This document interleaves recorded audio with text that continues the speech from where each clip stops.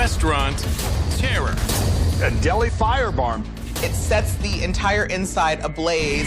A nightmare at a popular fast food chain. What is that? Hey, get your ass out here! Lives in danger. She opened fire. And I said, she has a gun. It is incomprehensible.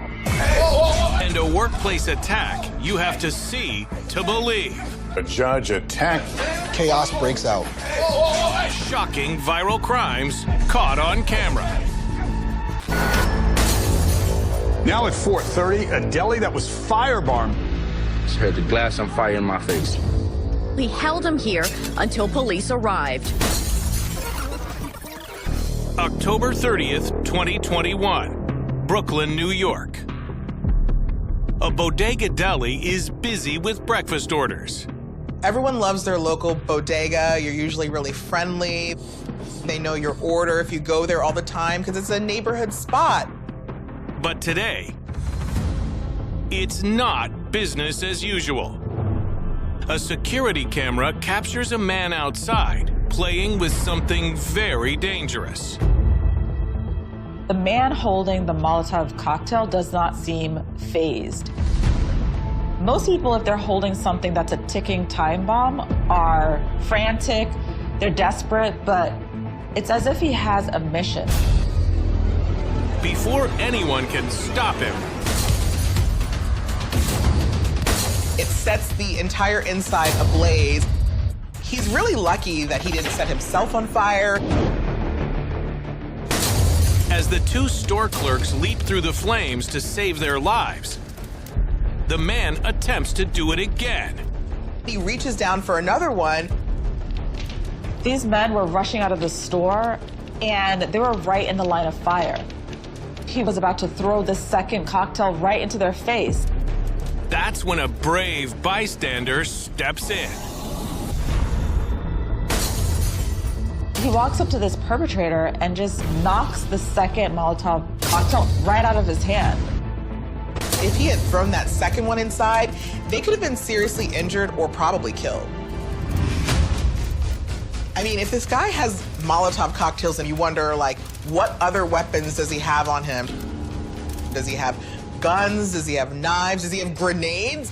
The suspect makes a run for it, but out of camera view, one of the workers pins him to the ground. The clerk that tackled him was cut with a knife, so clearly this guy was armed, had other weapons. As they wait for police, the flames continue to blaze. It could have gone really bad. There were cars on the street. Could have set the cars on fire. Could have been an explosion outside. Luckily, a fire extinguisher prevents disaster. The scary video goes viral, Bomba Molotov en una tienda en la ciudad de... making worldwide news. Molotov-Cocktail-Attacke mitten in New York. Now to some dramatic surveillance video that captures a man throwing a Molotov cocktail into a Brooklyn deli and setting it on fire. It turns out that the two men who were targeted are father and son. And they tell reporters the Molotov bomber argued with them earlier in the day. He was threatening, I'm gonna kill you, I'm gonna burn the store, I'm gonna burn the building down. You open the door, my son, I gun behind him. I mean, this is New York. A typical dispute in bodega is a bit of yelling, someone storms off, maybe you throw the finger, but that's about it. Instead of going home and just like blowing off a little steam, he decides to bring back Molotov cocktails. 38-year-old Joel Mangle is charged with attempted murder, arson, aggravated assault, and criminal possession of a weapon. A search is launched for the coffee cup-holding hero who risked his own life to help. I'm hoping we can find that Good Samaritan. We would love to honor him at Borough Hall. It was really courageous. But he never comes forward. Whoever he is, social media won't soon forget him. The most amazing part of this is, he's knocking Molotov cocktails out of this suspect's hands. He is stomping out flames, and he never drops his coffee.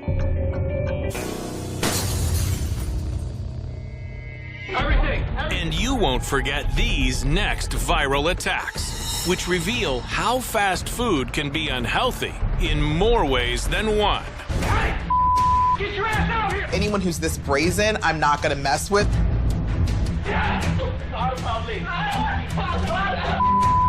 You realize people will do anything for money. Fast food restaurants can be magnets for crime. If you're working in retail in restaurants, there's always that chance that someone might come in and try to rob you. And the robberies are so shocking, they often make viral waves. At a Houston eatery, the culprit is an opportunist in disguise. He did place an order at the drive-thru. He was acting as if he was going to pay for this order. But then he tried to ask the drive-thru employee for the money. Came in, when she turned around, grabbed the money, bolted off. All within 15 seconds max. The scariest part of this entire scenario is how collected this guy was. Police believe he's responsible for at least 5 other fast food hits, but have yet to ID him.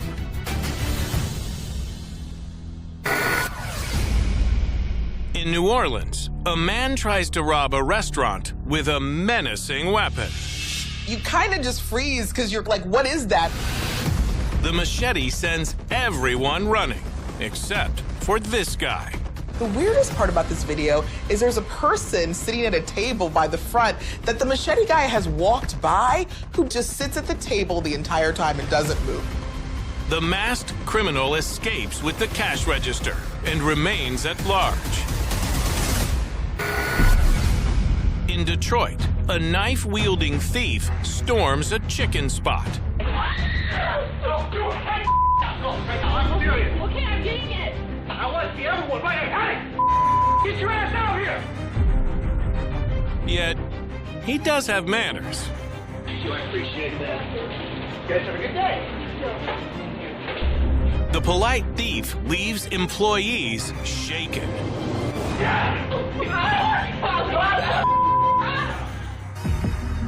The video hits the news. What Sterling Heights employees did after this man came at them with a large knife. And police soon arrest 26-year-old Andrew Hayden, charging him with armed robbery, resisting, and obstructing an arrest. He's sentenced to 20 years. Thank you, I appreciate that. You guys have a good day. And coming up next, a fast food mistake has a family fearing for their lives. My daughter was screaming. She shot at us. Sometimes, viral food videos have endings you just don't see coming, like this one in South Dakota. A woman orders a burger on a delivery app. She checks to see why it's taking so long, and notices that her driver isn't moving. At first, she thinks the driver's car probably broke down. She isn't prepared for what happens when the doorbell rings. Well, I'm not who you're expecting, but your driver got arrested for emergency and taken care of. So I figured I'd complete the DoorDash for you. Thank you so much. Take care. Thanks. It turns out that on the way to deliver the woman's food, the driver got arrested by this officer for outstanding warrants. The funny aftermath video gets a whopping 23 million views. A Sioux Falls woman and a police officer have gone viral. We had a report of an officer that was moonlighting as a DoorDash employee while on duty. That's not exactly accurate. As uplifting as this viral story is, our next clip might have you terrified to ever go through a drive-thru again. We were all frantic. My family was in danger. She opened fire. All of this over curly fries? It is incomprehensible. March 3rd, 2021, Houston, Texas. Anthony Ramos, who lives in Florida, is in town working a construction job. We were fixing churches and the universities and schools that the water pipes had broke there. After a 13-hour day, he can't wait to pick up his pregnant wife and 6-year-old daughter, who are flying in for a visit. I was extremely excited to see them. I didn't see them in a couple weeks. The first thing on the agenda? A drive-through stop so Anthony can share his favorite fries with his family. We ordered a couple burgers, curly fries, and a churro. From the get-go, the woman who hands him their food seems annoyed. I remember something a little off about the lady at the moment, but I didn't think anything of it. They get their order, and what is it missing? Curly fries. She gave us the wrong fries. But the employee, Alonia Ford, refuses to do anything about it. I even offered to drive back around to make another order. And that's when things go sideways. So they listen, I want to speak to a manager. And she goes, my manager don't have no time for y'all asses. You need to get the F out of here. Typically, they give them back to you, or worst case scenario, you say, well, I'm gonna email a complaint to the business. But they got into a really heated fight. And then that's when the lady from the back came and was asking me, you know, what's going on? What's the problem? Even as her coworker tries to calm things down, Ford keeps at it. Miss Ford was like, don't listen to them, they're a bunch of effing liars. And then that's when I told, ain't nobody talking to you no more. The tension is building. This escalated very quickly. And then that's when she hit me with the ketchup packets. It was on. I was upset. I had a big burger in my lap and I flung it. My wife flung the drinks. That's when Ford pulls a weapon out of her pocket. The most surprising part of it all was just how casually a gun appears. The other employee doesn't seem terribly fazed. There is no one trying to wrestle a gun away. There is no one that is trying to stop this woman. The gun is less than 3 feet from Anthony's daughter. She was in the seat right in back of me. And I just put my foot on the gas and I said, we gotta move now, she has a gun.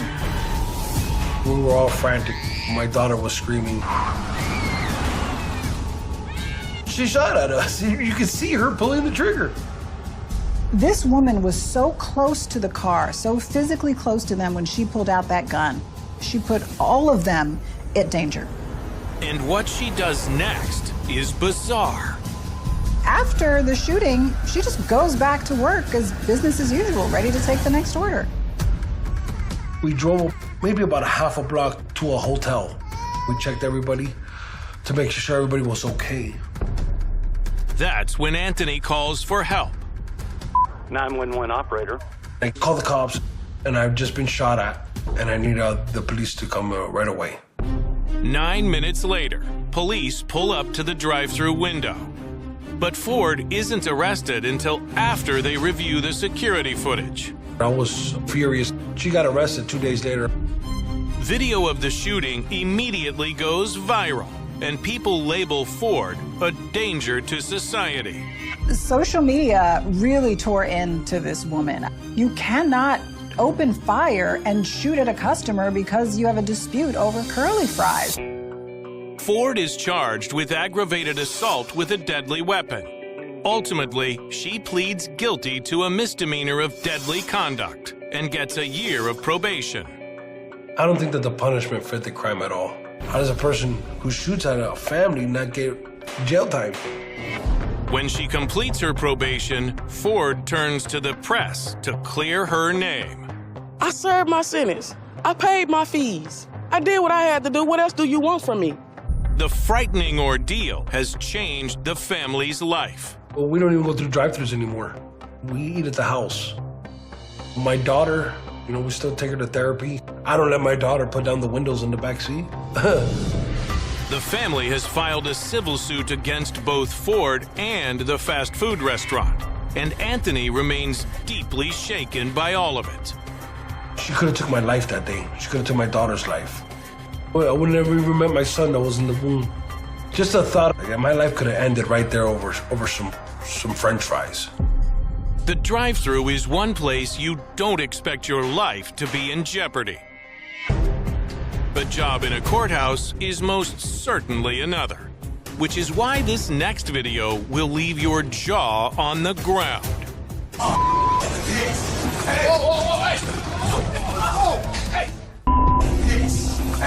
That shocking moment in the Las Vegas courtroom. I don't think anybody expected this. It's in the blink of an eye. Chaos breaks out. January 3rd, 2024, Las Vegas, Nevada. In the Clark County District Court, Judge Mary Kay Holthus is working through a crowded docket. The judge is about to issue her sentence for this individual who is a multi-time offender. Mr. Redden, is there anything you want to say on your own behalf before I pronounce sentence? I feel that, I shouldn't be, sent to prison for a second time. Have you looked at your criminal history? 3 felonies, 9 misdemeanors, multiple DVs. Got a lot going on, sir. I'm in a better place. This is a defendant who is begging for mercy, claiming that he's changed. I have a support system. I feel like I should be given a shot. The offender is calm, cool, collected. He's playing the role. I appreciate that, but I think it's time that he gets a taste of something else. In accordance with the laws of the state of Nevada, this court...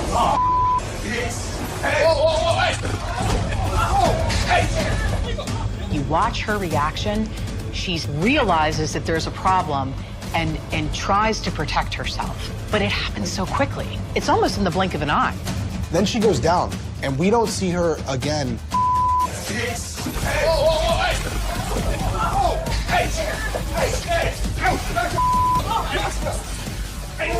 The entire courtroom is in shock as a frantic clerk joins the court officers who are trying to apprehend the suspect. You have to understand, that's not a police officer. That's not someone who's trained in the proper techniques to use to gain control of someone. This is just a court clerk. He's doing more than he's required to do. This is scary. Did this individual have a weapon on them that we didn't know about?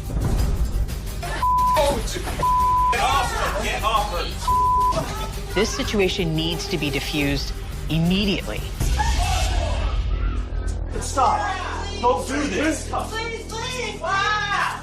Is she okay? I'm sure in that moment she was very scared, not knowing that when she came into work that day that she may be fighting for her life. It took a number of people to diffuse this situation. Incredibly, the judge is all right. She walks away with only minor bruising. But her bailiff isn't as lucky.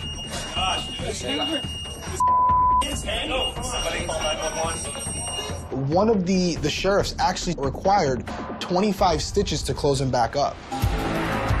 Video of the frightening incident quickly goes viral and makes national news. That shocking moment in the Las Vegas courtroom, a judge attacked on the bench by a man she had just sentenced. Violently attacked the judge. 3 days after the violent assault, 30-year-old Deobra Redden is brought back to court. And this time, they make sure he can't do it again. The two scenes from what happened in the courtroom are like night and day. Redden is charged with 15 new felony and misdemeanor counts, including attempted murder. Surprisingly, this all takes place in front of the same judge who who refused to allow the incident to scare her. With a couple extra bumps and bruises, she was right back to work, so kudos to her. At the end of the day, the hope is that nothing like this will happen in another courtroom.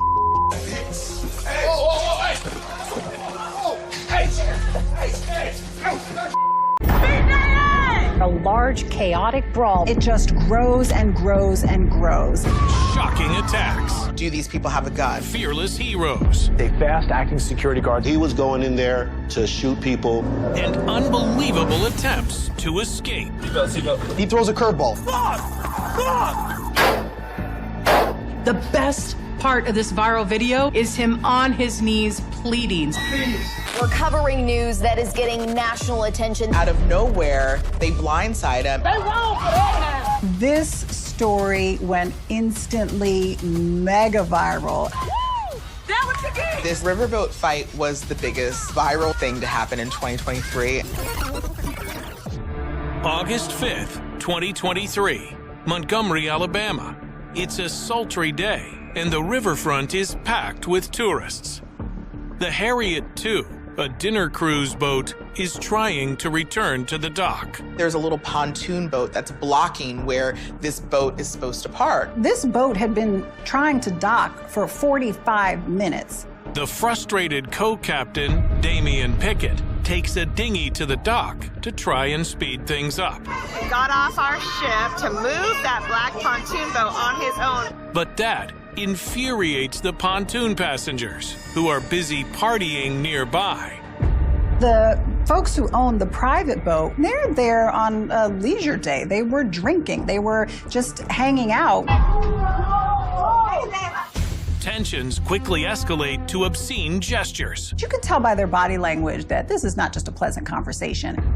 Ooh, confrontation with the owner of the boat. They were being dismissive, they were being disrespectful, and I'm pretty sure that a lot of people thought they were doing that because he was black. Get out the way! Get out the way! Now, dozens of people are recording on their phones. You have a man who is by himself facing a group of people who are increasingly becoming hostile. That's when things turn.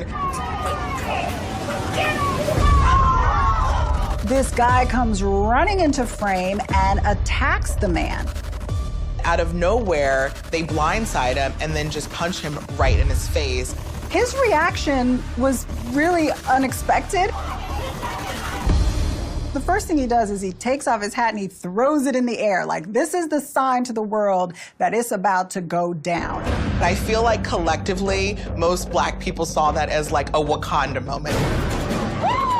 The situation has become physical, and the boat captain is heavily outnumbered. At one point, this captain has 6 guys surrounding him, just attacking him, pummeling him. He's on the ground. You can see people are trying to get to him as fast as they can.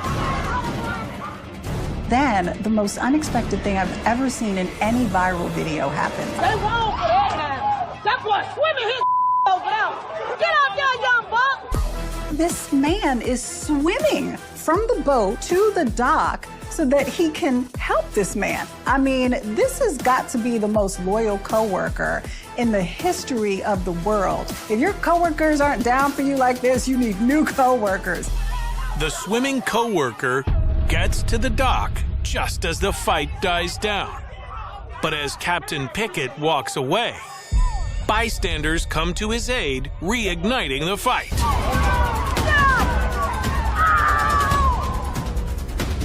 It becomes a big group melee. It just grows and grows and grows.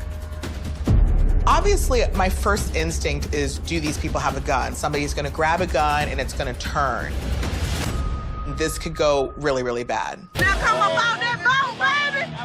They ready to move out. When the Harriet does finally manage to dock, it becomes complete chaos. Oh my God.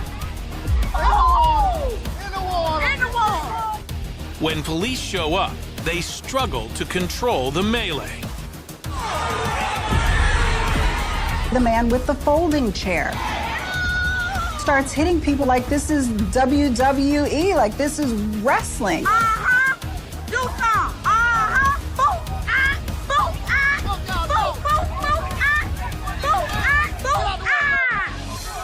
takes 20 minutes for things to simmer down. Videos of the wild scene immediately go viral. The city of Montgomery, Alabama is on edge after a large, chaotic brawl broke out there over the weekend. When that ferry finally docked, some passengers joining in on the fight. One man seen swinging a chair. Authorities interviewed dozens of people. 5 are charged with assault, harassment, or disorderly conduct. They're all convicted. A few get short prison sentences. Others are ordered to take anger management classes or do community service. Surprisingly, Captain Pickett is also charged with third-degree assault, a charge that is eventually dismissed. On social media, people go to town with memes. On your left. Homeboy picked me up and we just started doing charity. We was donating ass whoopers to anybody who needed it. The reason that we can laugh at it is because no one got seriously hurt. Nobody pulled out a knife, nobody pulled out a gun, nobody died. Don't think because we chairs, we don't stand on business. The viral incident infuriates people across the globe.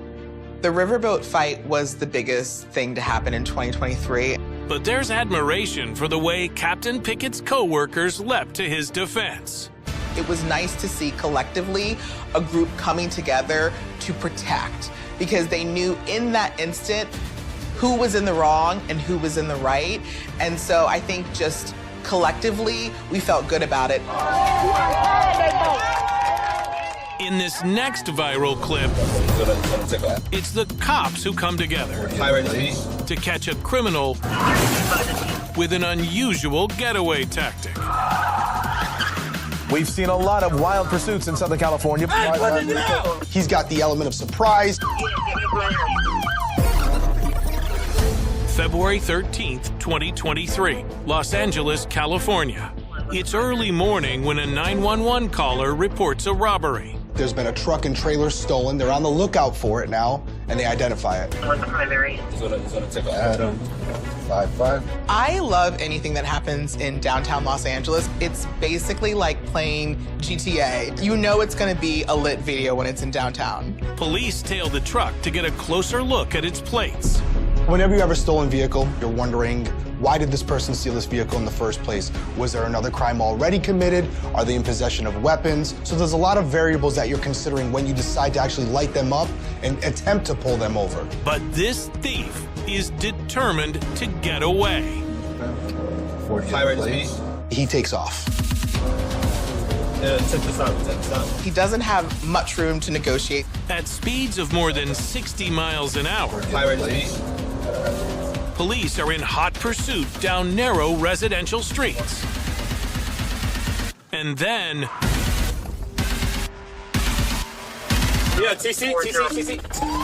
As the officers yell TC for traffic collision, the driver takes off again. And this chase is about to take a very viral turn.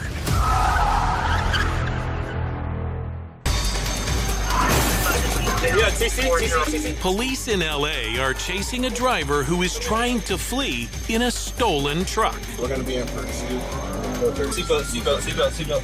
I don't even know if he knows where he's going. Even a crash doesn't stop this guy, so air reinforcements are called in. The one thing we know about car chases, especially in LA, there's going to be a helicopter somewhere. It's not just this one person that's chasing after this vehicle, it's a coordinated effort. They're trying to box this person in to cut off potential escape routes. If he starts getting too crazy, You're trying to weigh the pros of catching this person for the crime they committed versus the dangers it poses to the surrounding area. Down by 355 is in pursuit of a code 37. And then... he hits something, the truck just spins out. Or from 4 this place is back a very supervisor.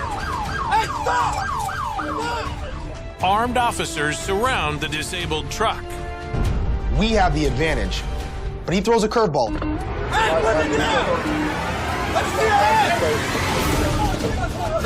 it's a skateboard. Stop! Stop! The police! Stop! I guess if you think I have wheels, it's faster than my feet. But the reality is, unless your skateboard is from Back to the Future and you're Michael J. Fox, you are not getting away on a skateboard. And when a patrol car pulls in front of him, it's game over.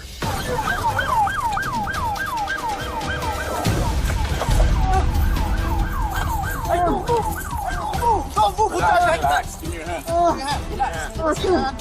hand. Give me your hand. Sorry, don't be sorry. Just give us your hand. That's it. Relax. Relax. Police release the video to the media, and it quickly goes viral. You've never seen a getaway like this. That driver taking off again, this time on a skateboard. 30-year-old Pedro Villalobos is arrested, treated at a local hospital for a leg injury, and charged with 2 counts of vehicle theft and reckless evading. Ultimately, he gets 2 years probation. Once you get into the police pursuit, then you decide to resist arrest. You're just building up charges as you go. And for the LAPD, it's a chase to remember. There's been so many times where I've been chasing someone in a vehicle and they get out on foot, but I've never seen a situation where they get out of 4 wheels and hop on another 4 wheels. On the other side of the country, a criminal is hiding something far more ominous than a skateboard in his car. Tonight to a close call in Tampa. This really towering figure comes around the corner. I knew it's life and death. He had it chambered, ready to go. He wasn't afraid to go after this guy. March 19th, 2023, Tampa, Florida. It's a busy Saturday at the world-renowned Mons Venus Strip Club, and more than 200 people are inside. This is a very regular night at a club. There's no problems. Manny Resto, a former professional wrestler and 30-year veteran in security, is stationed by the front door. We have 2 other security guys, and we try to stay separated so we cover all the areas. I noticed that a truck came in the parking lot and was blocking all the other parked vehicles, and it was running. Something about the car instinctively worries Manny. And then, all of a sudden, this really towering figure comes around the corner. It was a guy with a mask. I thought, okay, is this one of my wrestling buddies, MMA buddies, security buddies playing a joke on me? But this is no prank. They have a red devil mask on, they're walking up to the door, and that's when this situation takes a dark turn.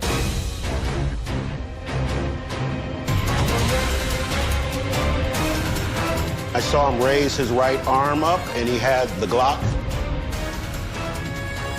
Manny is unarmed, but he can't let this man get inside.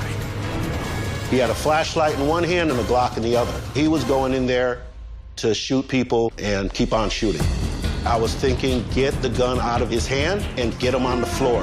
As terrified bystanders flee, Manny is determined to stop the masked giant. He's 6'5", 400 pounds. I'm 5'11", 250. He's a big man. The man pistol whips Manny so violently he can barely think. I was actually unconscious, punch drunk on my feet, but I knocked the gun out of his hand. Suddenly, the man runs away. But as soon as Manny grabs the gun, he's back. I didn't know if he had knives in his pocket. I didn't know what he had. Now, everyone inside the club is in grave danger. When a masked gunman tries to enter a strip club in Tampa, former pro wrestler Manny Resto jumps into action to restrain him. And now, as 2 other security guards hold the man down, Manny pummels him. I pistol whipped him a lot of times. I bashed his head in. I took teeth out of his mouth with my foot. I broke my foot. I did what I had to do to keep him down. No one was going to get killed on my watch. Inside, a frantic employee calls for help. Police arrive within minutes and immediately arrest 44-year-old Michael Rudman. In his truck, they make an alarming discovery: 9 knives, numerous rounds of ammunition, and other firearm accessories. This individual's going there with a target in mind. This could have been a catastrophic situation. He told them he heard voices, and the voices told him to go inside and punish the sinners. His ink is also concerning. He had the dark one, and the other, he had Son of Satan and 666, and they were like homemade tattoo jobs, like carved in. Making it even scarier is the revelation that this was a targeted attack. He was casing all of the clubs the night before. Our video cameras show that he came in as a customer. You know, he wanted to be famous the wrong way. Rudman is charged with multiple offenses, including aggravated assault with a deadly weapon, aggravated battery with a deadly weapon, and possession of cocaine. He's also ordered to undergo a mental health evaluation. The frightening incident instantly makes news. Tonight, to a close call in Tampa, police say fast-acting security guards likely stopped a mass shooting. Manny's heroism becomes a viral sensation. People come up telling me, thank you, my son was in the club that night. You saved his life. My daughter was in there. I truly believe that if that security guard hadn't intervened, we would have had a mass casualty event. The city of Tampa honors Manny with a Medal of Valor, an award rarely given to a private citizen. And he's relieved he was able to keep an important promise. My club is run by women, and back when Pulse happened in Orlando, when all those people were killed, they were really scared and frightened, and I made an oath to all of them. I said, as long as I'm in that club, I will never allow a shooter to kill anybody, even if it costs me my life, my job, or I get incarcerated. It's never gonna happen, and I lived up to my oath. At a cell phone store in Texas, an employee's quick thinking saves the day. The video people have been sharing all day. That crook locked inside of the store. At that point, it was too late. April 17th, 2017, Houston, Texas. A customer with a baby stroller is counting her change when an armed robber walks in behind her. The suspect walks into the store, goes to the back. This gunman could have taken this woman or taken her child hostage. This could have been a really dangerous situation. There are bullets in this gun. This could have been tragic. Hey!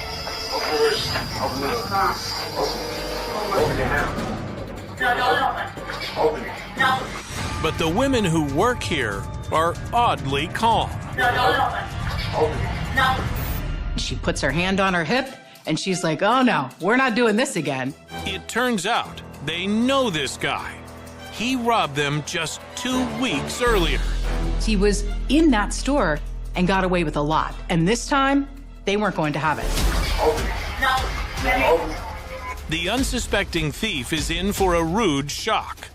When he walks to the back, Karina Leone, in the black and white shirt, swiftly ushers everyone out. She bolts the door from the outside, locking him in. This time, he's not going to get away. He has no place to go. He starts to become frantic.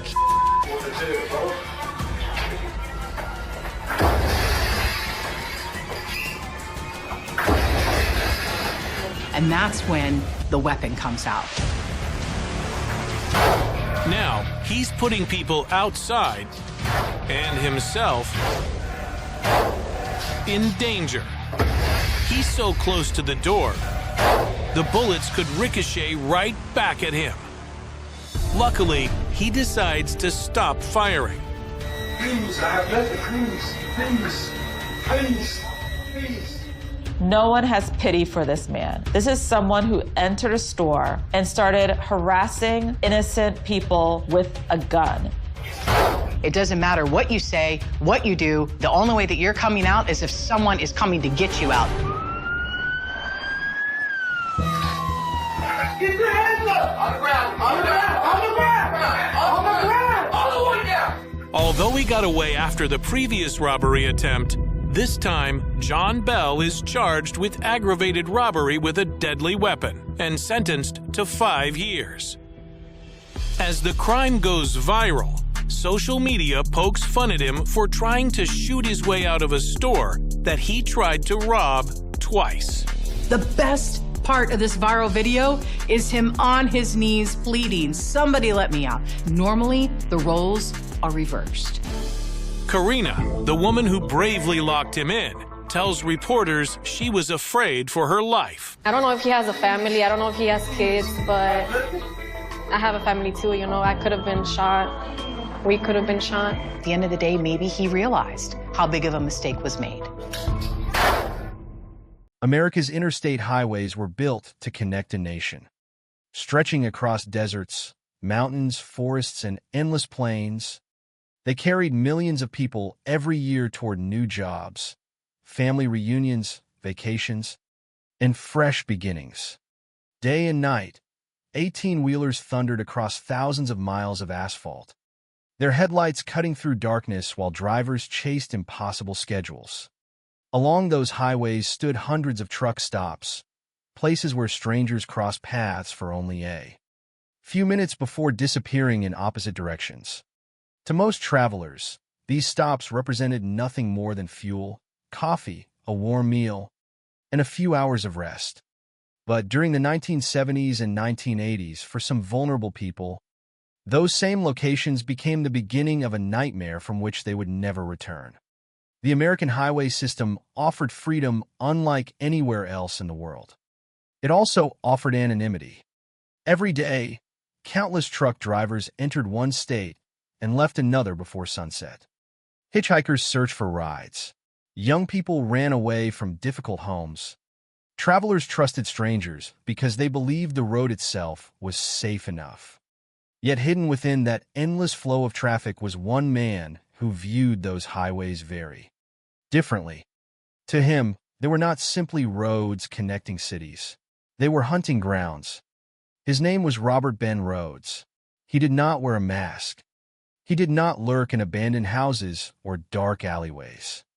Instead, he sat behind the wheel of a long-haul truck, blending almost perfectly into the landscape of American commerce. His appearance was ordinary enough that few people remembered seeing him.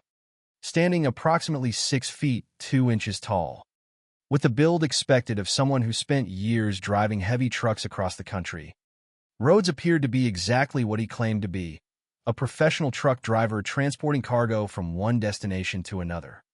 There was little in his outward appearance that suggested investigators would one day connect him to some of the most disturbing crimes ever committed along America's highways. Unlike many notorious serial killers whose crimes remained tied to one city or one neighborhood, Robert Ben Rhodes operated across state lines. His occupation gave him something investigators struggled to overcome: constant movement.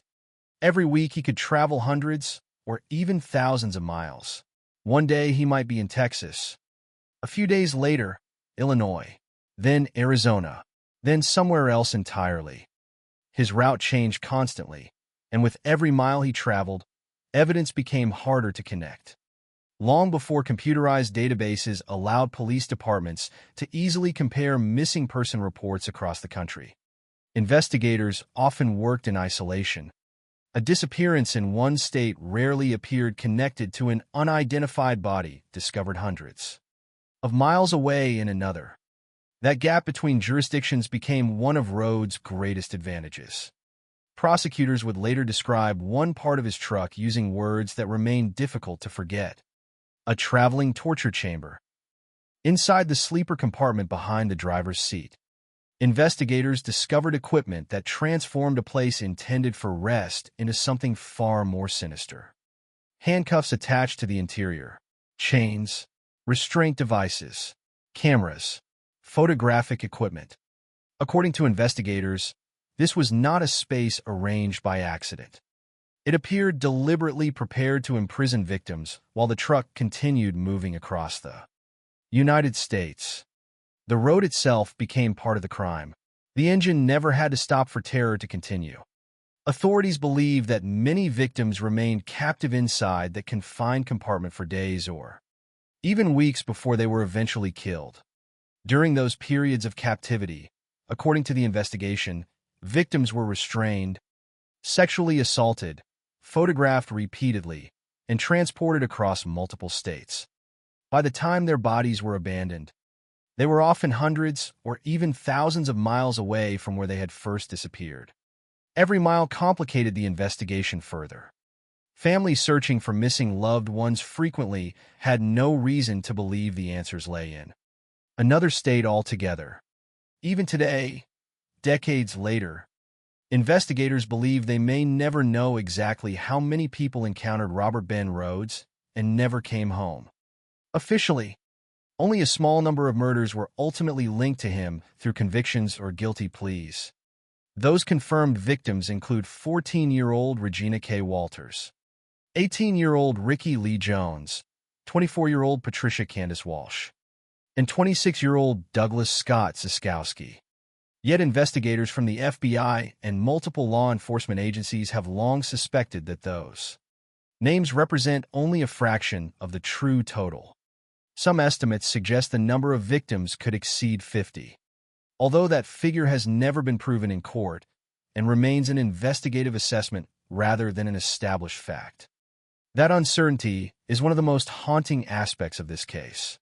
Unlike investigations where every victim is eventually identified and every crime reconstructed, the story of Robert Ben Rhodes contains large sections that may never be completed. During the search of his truck and belongings, investigators recovered hundreds of photographs of women. Some of those women were identified, others were not. Some appear to be alive when the photographs were taken. For investigators, every unidentified face represented another unanswered question. Was she a survivor? A victim? Someone who escaped? Or someone whose disappearance had never been connected to Robert Ben Rhodes at all? Those photographs became silent witnesses, capturing moments frozen in time while refusing to reveal the complete story behind them. Cases like this challenge our understanding of serial crime because they expose the limitations of criminal investigations before modern technology. During the 1970s and 1980s, DNA analysis was still in its infancy. Information sharing between states was far slower than it is today. Missing person reports were often handled locally. Truck drivers crossed jurisdictions every day without attracting attention because that was simply the nature of their profession. Robert Ben Rhodes did not need elaborate disguises or sophisticated plans to disappear. The highways themselves helped conceal his movements. Every delivery created another legitimate reason to be somewhere new. Every truck stop introduced another group of strangers who would likely never see each other again. The victims he targeted shared another tragic characteristic.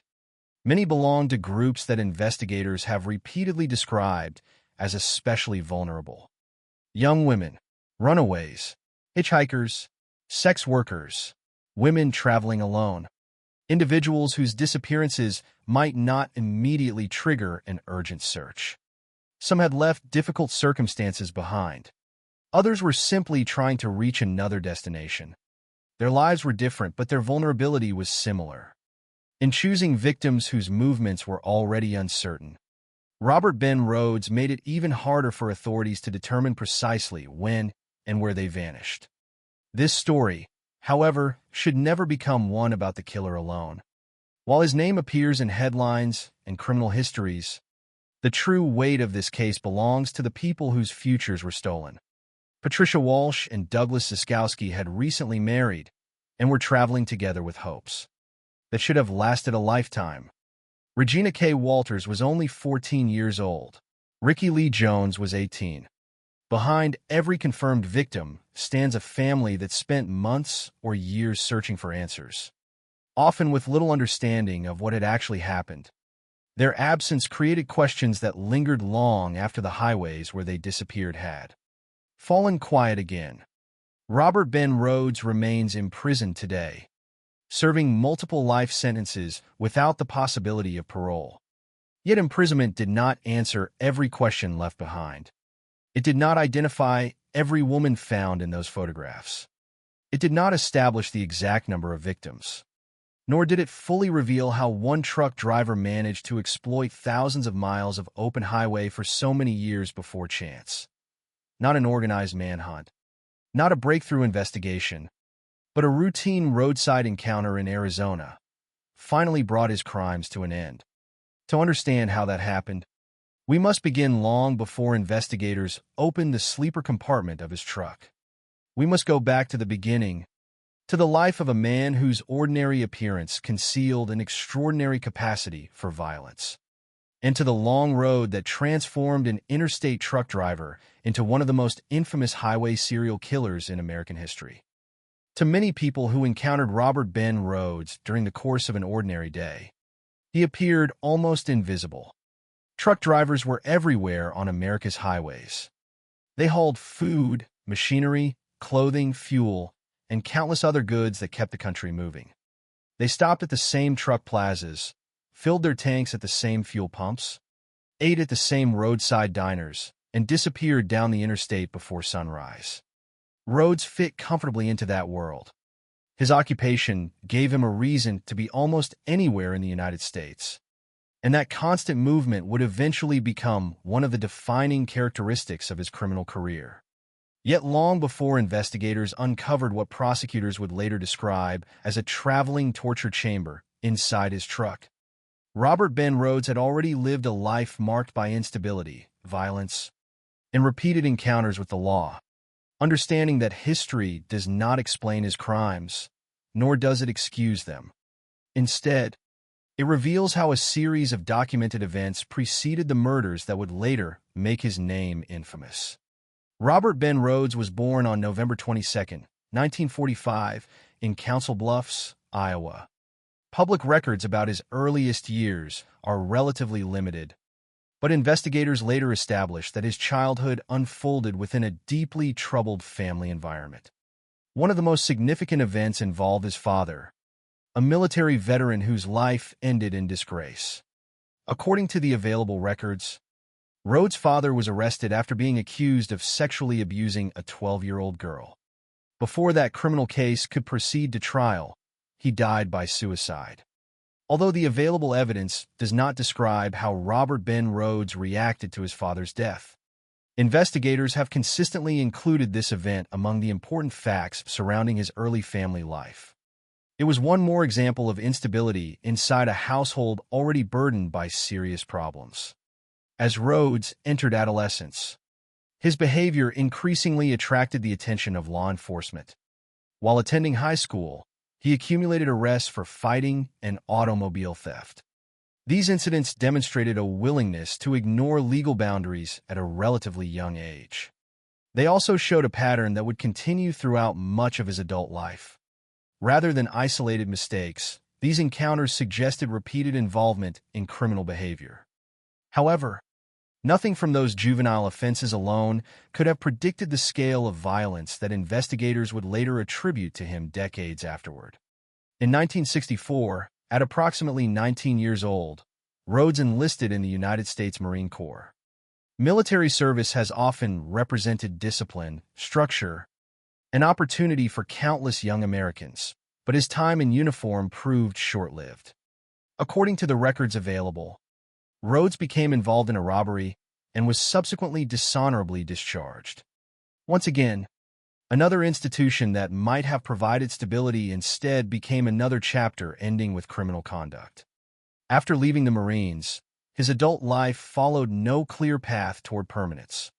He worked a variety of jobs, searching for steady employment while moving through different stages of adulthood. During these years, he married 3 different times. Those marriages ultimately ended, leaving behind another pattern of relationships that failed to provide lasting stability. Public records reveal relatively little about the details of those marriages, and the available evidence does not support speculation regarding their private dynamics. What is clear is that none of those relationships prevented the violent criminal behavior that investigators believe continued developing over time. Eventually, Robert Ben Rhodes found the profession that would shape nearly every aspect of his future crimes. He became a long-haul truck driver. On the surface, it was an ordinary occupation performed by thousands of Americans every day. Long-distance trucking required endurance, patience, and the willingness to spend long periods alone. Drivers routinely crossed several states during a single trip, sleeping inside their vehicles between deliveries before continuing toward another destination. For honest drivers, it was simply part of the job. For Robert Ben Rhodes, investigators would later conclude, the profession offered opportunities that few other occupations could provide. Every route became a moving corridor stretching hundreds or thousands of miles. Every destination created another legitimate explanation for his presence in a new city. Every delivery schedule allowed him to appear in places where nobody knew him. Most importantly, the sleeper compartment located directly behind the driver's seat allowed him to live inside the truck for extended periods. He did not need hotels every night. He did not need fixed routines. The truck itself functioned as transportation, temporary housing, and, according to prosecutors, eventually something much darker. Before authorities connected him to murder, Rhodes had already developed a disturbing reputation in his personal relationships. According to investigators, former girlfriends described behavior characterized by domination and control. They reported that he enjoyed maintaining complete control over his partners and frequently incorporated handcuffs and restraints into his behavior. Investigators also concluded that he displayed sadistic tendencies from an early stage of adulthood. Those tendencies, documented through witness statements and later criminal investigations, became important because they reflected behavior consistent with evidence eventually discovered inside his truck. Control, rather than impulsive violence alone, appeared central to his actions. Former partners' descriptions suggested that domination itself had become an objective. Over the years, Rhodes was arrested on multiple occasions for offenses involving violence against women, unlawful restraint, and weapons possession. Yet despite these repeated encounters with law enforcement, the criminal justice system never imposed consequences severe enough to prevent him from continuing his life on the road. Looking back after his eventual arrest, this period raises difficult questions. None of those earlier arrests directly identified him as a serial killer. None established the full scope of what investigators later uncovered. Yet they revealed repeated warning signs involving violence, coercion, and criminal conduct. At the time, however, those incidents remained individual cases rather than pieces of a larger pattern. Law enforcement agencies in different jurisdictions rarely possessed the information necessary to recognize how those events might connect to future crimes. As Rhodes continued driving across America, another important element of his criminal methodology gradually emerged: victim selection. Investigators later concluded that he consistently targeted individuals who were especially vulnerable and less likely to be reported missing immediately. Young women traveling alone, runaways searching for somewhere safe to go, hitchhikers depending upon strangers for transportation, sex workers, individuals living without stable homes. Each group shared one devastating characteristic: their disappearances could easily remain unnoticed for precious hours, days, or even weeks. During the 1970s and 1980s, hitchhiking remained considerably more common than it would become in later decades. Many travelers accepted rides from strangers simply because it seemed like a practical solution. Long-haul truck drivers were often viewed as experienced road travelers capable of safely transporting passengers across long distances. That perception created opportunities for someone willing to exploit trust. According to investigators, Rhodes approached potential victims at truck stops, rest areas, or locations near major highways. Offering transportation appeared ordinary enough that it rarely raised immediate suspicion. Once someone entered his truck, however, investigators believed the situation changed dramatically. Evidence gathered after his arrest suggested that victims were restrained, transported across multiple states, sexually assaulted, photographed repeatedly, and held captive for extended periods before ultimately being killed. Unlike offenders who attacked quickly before fleeing the scene, Robert Ben Rhodes allegedly extended his crimes over days or even weeks. The movement of the truck itself became part of the captivity. Every mile increased the distance separating victims from the places where they had last been seen alive. Every state line complicated future investigations. If a body was eventually discovered, it might be hundreds of miles away from where the victim had accepted a ride, before computerized information systems became widely available. Connecting those locations often proved extraordinarily difficult. Investigators would later describe his truck not merely as transportation, but as an environment, specifically arranged to support prolonged captivity. Inside the sleeper compartment, they recovered handcuffs, chains, leather restraints, whips, restraint equipment, cameras, a Polaroid camera, a 35mm camera, and multiple rolls of film. Prosecutors would eventually use the phrase traveling torture chamber because the evidence suggested careful preparation rather than spontaneous violence. The confined compartment offered almost no opportunity for escape. Once the doors closed, victims found themselves isolated from everyone outside while the truck continued moving along busy highways filled with motorists who had no idea what was happening only a few feet away. Thousands of vehicles passed alongside Robert Ben Rhodes throughout those years. Families drove children home from vacations. College students crossed state lines. Other truck drivers headed toward their next deliveries. None of them could see inside the sleeper compartment. None knew that investigators would later believe some of America's most vulnerable women had been imprisoned there while the truck rolled through ordinary traffic. Long before his name appeared in newspapers or courtrooms, Robert Ben Rhodes had already transformed one of the most common occupations in America into a cover for extraordinary violence. But it would not be a sophisticated criminal investigation that finally exposed him. Instead, the truth would begin emerging through the stories of individual victims whose disappearances, once considered isolated tragedies, gradually revealed the existence of a killer moving silently along the nation's highways. The first confirmed cases would show investigators just how devastating that hidden pattern had become. Robert Ben Rhodes did not choose his victims at random, nor did investigators believe his crimes were acts of sudden impulse. The evidence collected after his arrest pointed instead to a pattern that appeared deliberate, methodical, and carefully repeated over many years. His profession gave him extraordinary mobility, but mobility alone did not explain how he managed to evade detection for so long. Equally important was the way he selected those he targeted and the environment he created inside his truck. Together, those elements formed a system that allowed him to exploit some of the most vulnerable people traveling America's highways during the 1970s and 1980s. To understand why investigators later considered him one of the most dangerous highway serial killers in American history, it is necessary to examine that system in detail. The highways connecting the United States were more than transportation corridors.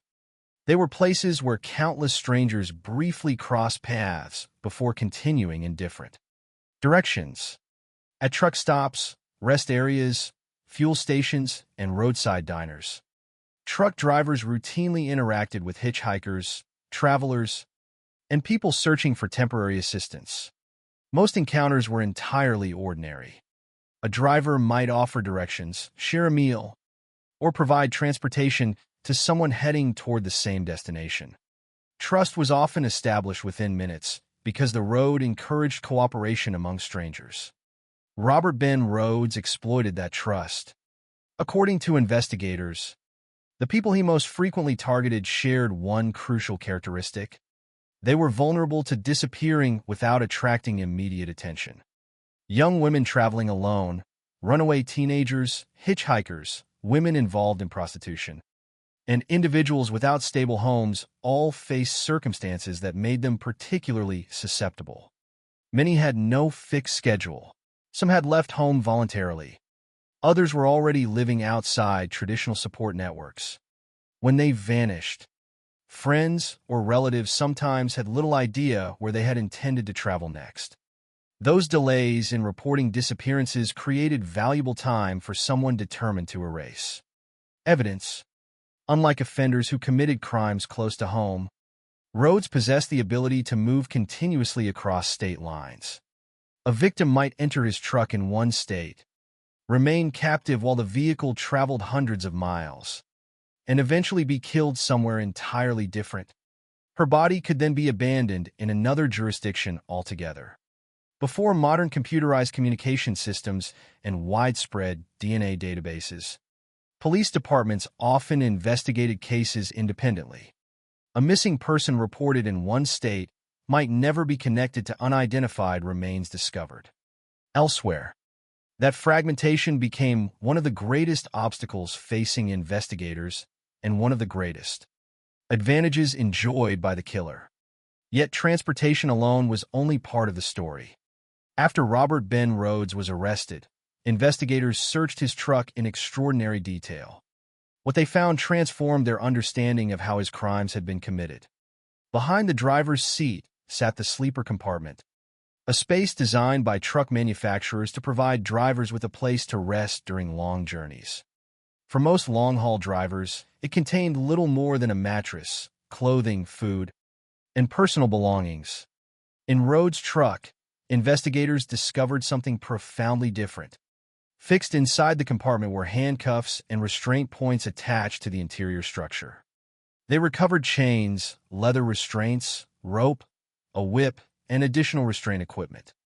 They also found cameras, including both a Polaroid camera and a 35mm camera, along with numerous rolls of film. Individually, some of these objects might not have appeared unusual. Together, however, investigators concluded they revealed a carefully organized environment intended to dominate and imprison victims. Prosecutors later referred to the compartment as a traveling torture chamber, a description reflecting the evidence rather than exaggeration. Every item appeared positioned to support prolonged captivity. The compartment itself was extremely confined, leaving almost no room for movement. Once the doors were closed, a person inside had little opportunity to escape or attract attention from anyone outside. Even as thousands of vehicles traveled alongside the truck, the events occurring inside remained completely hidden from public view. According to investigators, Rhodes did not immediately kill many of his victims after abducting them. Instead, evidence suggested they were often held captive for days or even weeks. During that period, they were restrained and repeatedly subjected to sexual assault. Investigators also determined that Rhodes photographed many of his victims while they were still alive. The cameras recovered from his truck became particularly significant because they documented aspects of the crimes that otherwise might never have been known. Authorities also determined that he frequently changed victims' clothing and, in some cases, cut their hair. These actions reflected a disturbing desire to exert complete control over another person's appearance as well as their freedom. The photographs later recovered became some of the most disturbing evidence in the investigation. Hundreds of images depicted women, but not every individual shown could be identified. Some photographs featured victims who were later connected to confirmed murders. Others depicted women whose identities remain unknown. For investigators, every unidentified face represented another unanswered question. Were they survivors whose identities had never been reported? Were they additional victims whose disappearances remained unsolved? Or were they individuals whose connection to Rhodes could never be conclusively established? Decades later, those questions continue to linger because the available evidence cannot answer them with certainty. The uncertainty surrounding those photographs contributed directly to investigators' belief that Robert Ben Rhodes may have claimed far more victims than the handful ultimately confirmed through convictions and guilty pleas. Although law enforcement agencies have estimated that the number could exceed 50, they have consistently emphasized that this figure remains investigative opinion rather than a proven total established in court. The distinction is important. Criminal investigations rely upon evidence, and while suspicion may guide investigators toward possible connections, only confirmed facts can establish legal responsibility. Even so, the photographs, trucking routes, and documented movements across multiple states left investigators convinced that the known victims likely represented only a portion of the full story. Another aspect that distinguished Rhodes from many other serial offenders was the remarkable anonymity provided by his profession. Every day, thousands of truck drivers cross state borders without attracting attention because interstate commerce depended upon them. Trucking companies expected drivers to remain on the road for extended periods. Fuel receipts, delivery schedules, and logbooks explained why a driver appeared in distant cities. Unlike someone repeatedly traveling without an obvious reason, Rhodes possessed a legitimate explanation for nearly every journey. That legitimacy complicated attempts to reconstruct his movements years later. Even after investigators seized his trucking logbooks, establishing exactly where every crime occurred remained extraordinarily difficult because victims were transported across so many jurisdictions before their deaths. Looking back, investigators recognized that multiple factors had combined to protect him from detection. His victims often belonged to populations whose disappearances were less likely to receive immediate attention. His truck allowed him to transport victims over enormous distances. Law enforcement agencies lacked the modern technology necessary to compare cases quickly across state lines. DNA science remained limited during much of the period in which he was active. Missing persons databases were far less comprehensive than they are today. Each weakness within the investigative system unintentionally benefited someone determined to exploit them. Yet despite all those advantages, every criminal investigation ultimately depends upon evidence. In Robert Ben Rhodes' case, some of the most powerful evidence would come not only from the physical objects recovered inside his truck, but also from the stories of identifiable victims whose disappearances eventually intersected with his documented movements. Among those victims were a newly married couple who had begun a journey across America with hopes for the future. Never realizing they had accepted a ride from a man investigators would later identify as one of the country's most dangerous serial killers. Their names were Patricia Candace Walsh and Douglas Scott Ziskowski, and their case would become one of the clearest demonstrations of how Robert Ben Rhodes operated, how far he was willing to transport his victims, and how many years investigators sometimes needed before finally uncovering the truth.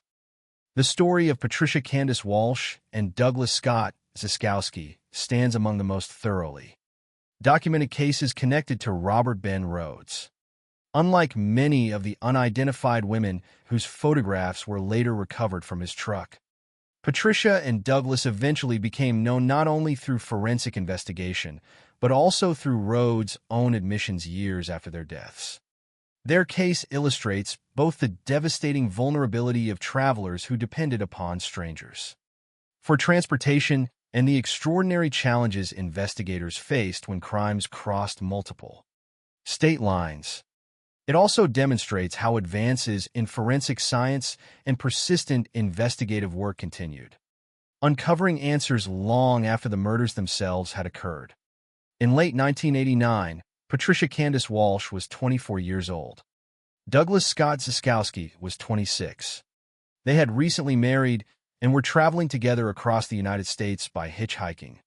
During that era, hitchhiking, while already becoming less common than it had been in previous decades, was still practiced by many travelers seeking inexpensive transportation. Accepting rides from strangers often seemed like a practical decision rather than an extraordinary risk. Countless people completed similar journeys without incident. Patricia and Douglas had every reason to believe that another ride would simply move them closer to their destination. Instead, according to the investigation, it brought them into contact with Robert Ben Rhodes. Investigators later determined that the newly married couple accepted a ride in Rhodes' truck. That encounter would become the final confirmed sighting of them alive. Although many details surrounding the precise location of their first meeting remain uncertain, what followed became clearer through later forensic work and Rhodes' own guilty plea.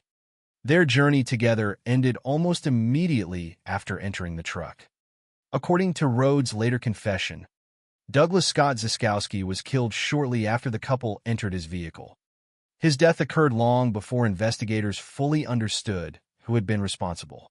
His body was abandoned in Texas, hundreds of miles from where later events involving Patricia would unfold. At the time, investigators examining Douglas' death had no immediate way of connecting the crime to a truck driver who routinely crossed numerous states while carrying legitimate cargo. The interstate highway system that allowed commerce to flourish also complicated murder investigations, particularly when offenders continuously moved between jurisdictions. Patricia Walsh's ordeal did not end when Douglas was killed. According to the evidence later established through investigation and Rhodes' confession, she remained alive inside his truck for more than a week. During that period, she was transported across multiple states while held captive inside the sleeper compartment investigators would later describe as a traveling torture chamber. Authorities concluded that throughout those days she was repeatedly sexually assaulted while remaining under Rhodes' complete control. Every mile the truck traveled further isolated her from any possibility of rescue. Unlike a crime committed inside a fixed building or within a single community, Patricia's captivity unfolded inside a vehicle that rarely remained in one place for long. Every highway became another corridor separating her from anyone searching for her. Every truck stop represented another ordinary location where the true horror concealed inside the vehicle remained invisible to everyone nearby. Truck drivers entered and left fuel stations. Customers ordered meals. Mechanics repaired engines. Travelers purchased maps and coffee. No one knew that a young woman was allegedly imprisoned only a few feet away. One of the defining characteristics of Robert Ben Rhodes' crimes was not simply violence, but prolonged domination. Investigators determined that he often kept victims alive for extended periods before eventually killing them. In Patricia Walsh's case, this pattern appeared once again. Her captivity lasted approximately 1 week before investigators concluded she was murdered.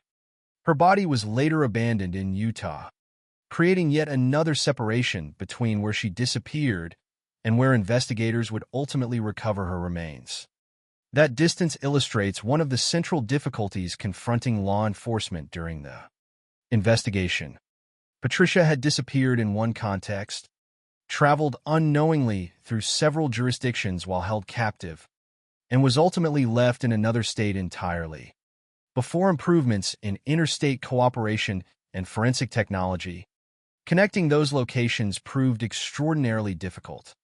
Families searching for missing relatives frequently had little reason to suspect they should even contact authorities hundreds or thousands of miles away. For years, Patricia Walsh remained unidentified. Her family had no confirmed explanation for what had happened after she disappeared. Investigators likewise possessed only fragments of information. The passage of time did not lessen the importance of the case, but it demonstrated how easily victims could become separated from their identities when bodies were discovered far from home. Then, in 2003, advances in forensic science finally provided an answer. Through modern forensic identification techniques, Patricia's remains were positively identified. More than a decade had passed since her death. For investigators, the identification represented far more than the closing of one missing person investigation. It reconnected physical evidence with a specific individual, allowing detectives to revisit earlier suspicions concerning Robert Ben Rhodes and compare new forensic findings with evidence recovered after his arrest in 1990. Even then, the legal process continued for years. It was not until 2012 that Robert Ben Rhodes formally admitted responsibility for the murders of Patricia Walsh and Douglas Scott Ziskowski. Facing the possibility of capital punishment in Texas, he entered guilty pleas that resulted in additional consecutive life sentences rather than a death penalty trial. Those admissions finally provided legal confirmation linking him directly to both murders. For the families, however, the passage of time could never be recovered. Years of uncertainty had already passed before the complete picture emerged. The significance of this case extends beyond the tragic deaths of Patricia and Douglas themselves. Their murders demonstrated nearly every investigative challenge associated with highway serial offenders. First, The victims disappeared while traveling rather than remaining within one community. Second, they crossed multiple state lines after encountering the offender.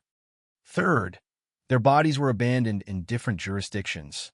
Fourth, many years passed before advances in forensic science and continued investigation connected the available evidence.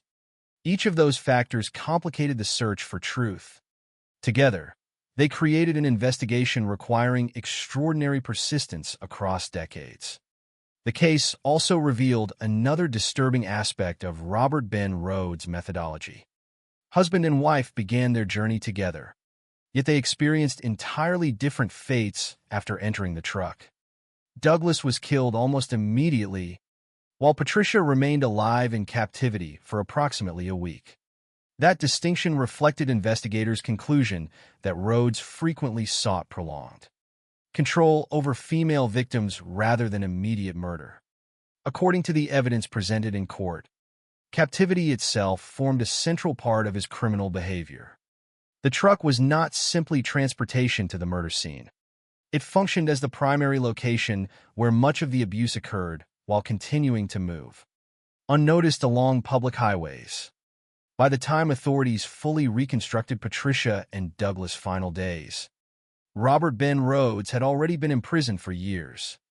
Nevertheless, the additional guilty pleas remained important because they transformed long-standing investigative conclusions into legally established facts. Patricia Candace Walsh and Douglas Scott Ziskowski were no longer anonymous victims connected only through circumstantial evidence. Their names became permanently linked to convictions acknowledging the crimes committed against them.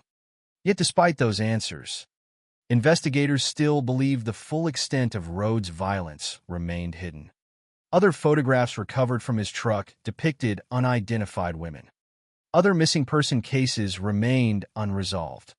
Other trucking routes continued intersecting with unsolved disappearances.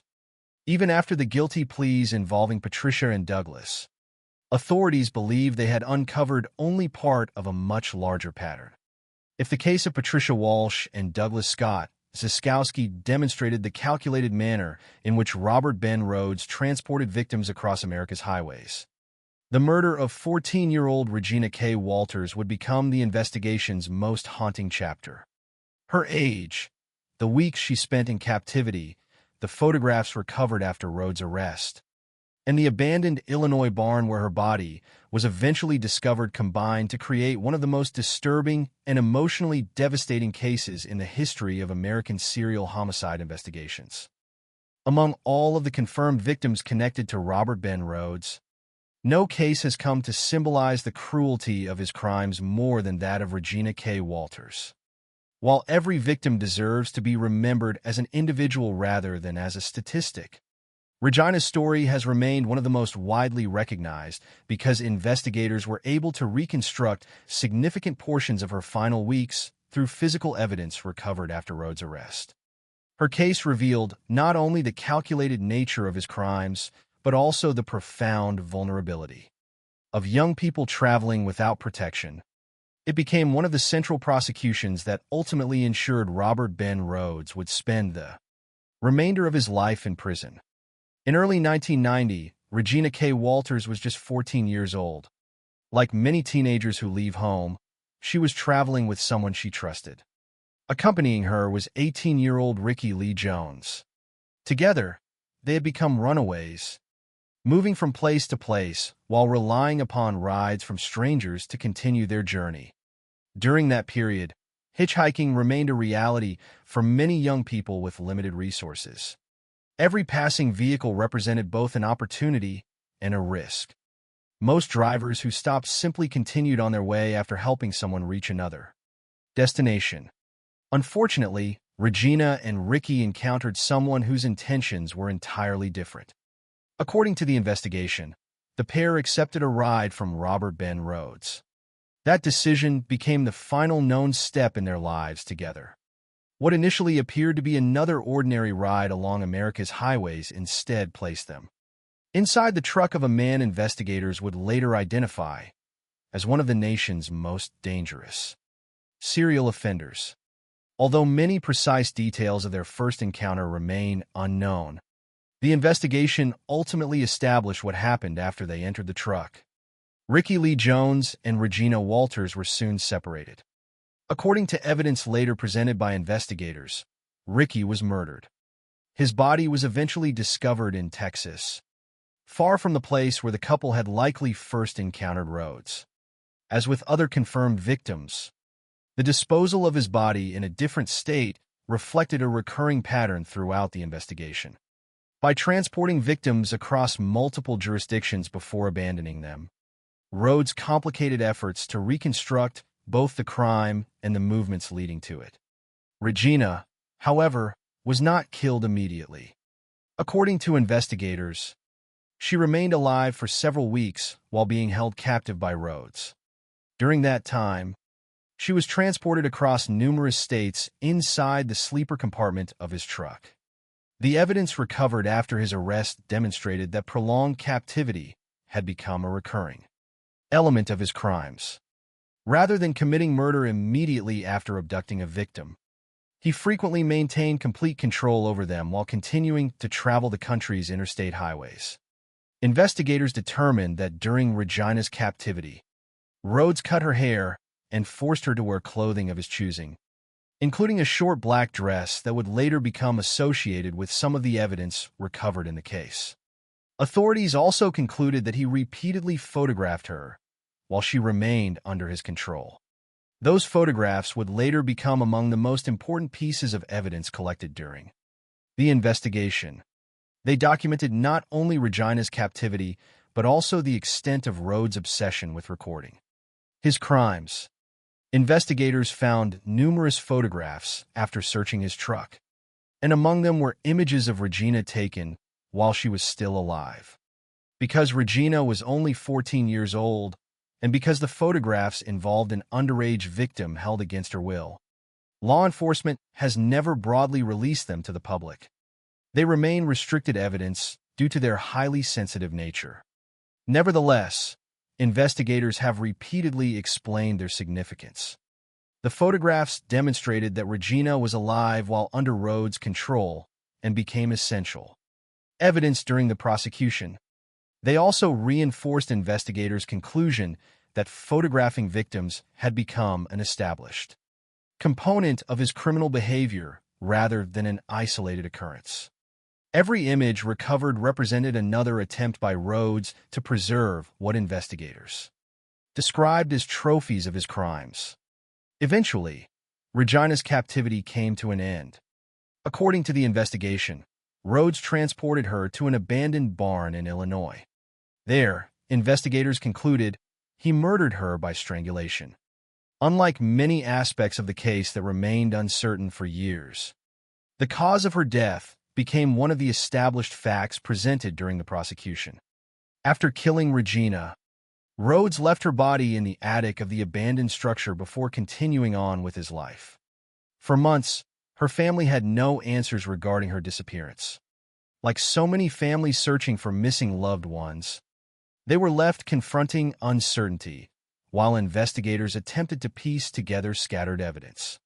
Regina's body was eventually discovered in September 1990 inside the attic of that Illinois barn. By then, Robert Ben Rhodes had already been arrested in Arizona following an unrelated roadside encounter that unexpectedly exposed the crimes hidden inside his truck. That timing proved crucial. Evidence seized after his arrest, including photographs and other physical items, allowed investigators to connect Regina's murder to the man already sitting in jail. Without those discoveries, the investigation into her death might have taken far longer or remained unresolved for years. The connection between Regina Walters and the photographs recovered from Rhodes' truck became one of the defining elements of the prosecution. Unlike many homicide cases that depend almost entirely upon witness testimony or circumstantial evidence, investigators possessed physical evidence directly linking the victim to the offender. The photographs demonstrated that Regina had been alive while under Rhodes' control before her death. They also supported the broader investigative conclusion that his truck had functioned as a place of prolonged captivity rather than merely a means of transportation. As prosecutors prepared their case, Regina's murder became one of the strongest examples illustrating the methods Robert Ben Rhodes had used against multiple victims. The evidence showed recurring patterns already observed elsewhere in the investigation: vulnerable young travelers, transportation across several states, extended captivity, repeated photography, an eventual murder followed by disposal of the body far from where the victim first disappeared. Those recurring elements helped investigators recognize that the crimes were not isolated incidents, but components of a consistent criminal methodology. Regina's age also made the case particularly devastating. At 14 years old, she represented one of the youngest confirmed victims connected to Robert Ben Rhodes. Her youth reminded investigators, prosecutors, and eventually the public that the people targeted by highway predators were often among those least able to protect themselves. Rather than sensationalizing the violence committed against her, investigators consistently emphasized the importance of remembering Regina as a child whose life ended far too soon. Her story became not merely evidence in a criminal prosecution, but a lasting reminder of the human cost hidden behind statistical discussions of serial homicide. Years later, Regina Walters' murder formed the basis for one of the most significant legal outcomes in the entire investigation. In 1994, Robert Ben Rhodes was convicted of murdering Regina and sentenced to life imprisonment without the possibility of parole. That sentence ensured he would never again travel America's highways in search of victims. Yet even after securing that conviction, investigators understood that many questions remained unanswered. Regina's case provided one of the clearest windows into Rhodes' methods, but it also highlighted the possibility that other victims had experienced similar ordeals without ever being identified. The hundreds of photographs recovered during the investigation, some depicting women whose identities remain unknown, continued to trouble detectives. Every unidentified image represented another possible family still waiting for answers. Every unresolved disappearance along Rhodes' documented trucking routes raised new questions that evidence alone could not always resolve. Although Regina Walters' murder ultimately helped secure one of the strongest convictions against Robert Ben Rhodes, the investigation itself was far from over. Detectives still faced the enormous task of examining the evidence recovered from his truck, tracing years of interstate travel, comparing missing person reports across multiple jurisdictions, and determining whether the confirmed victims represented only a small portion of a much larger pattern. Ironically, the breakthrough that made all of those discoveries possible had not begun with sophisticated forensic technology or a carefully coordinated nationwide manhunt. It began with something far simpler: a routine roadside welfare check conducted by an Arizona Highway Patrol officer during the early morning hours of April 1, 1990. That ordinary encounter, prompted only by a truck stopped along Interstate 10 with its emergency lights flashing, would unexpectedly bring one of America's longest-running highway killing sprees to an abrupt end. For years, Robert Ben Rhodes had managed to exploit one of the greatest advantages available to a long-haul truck driver: constant movement.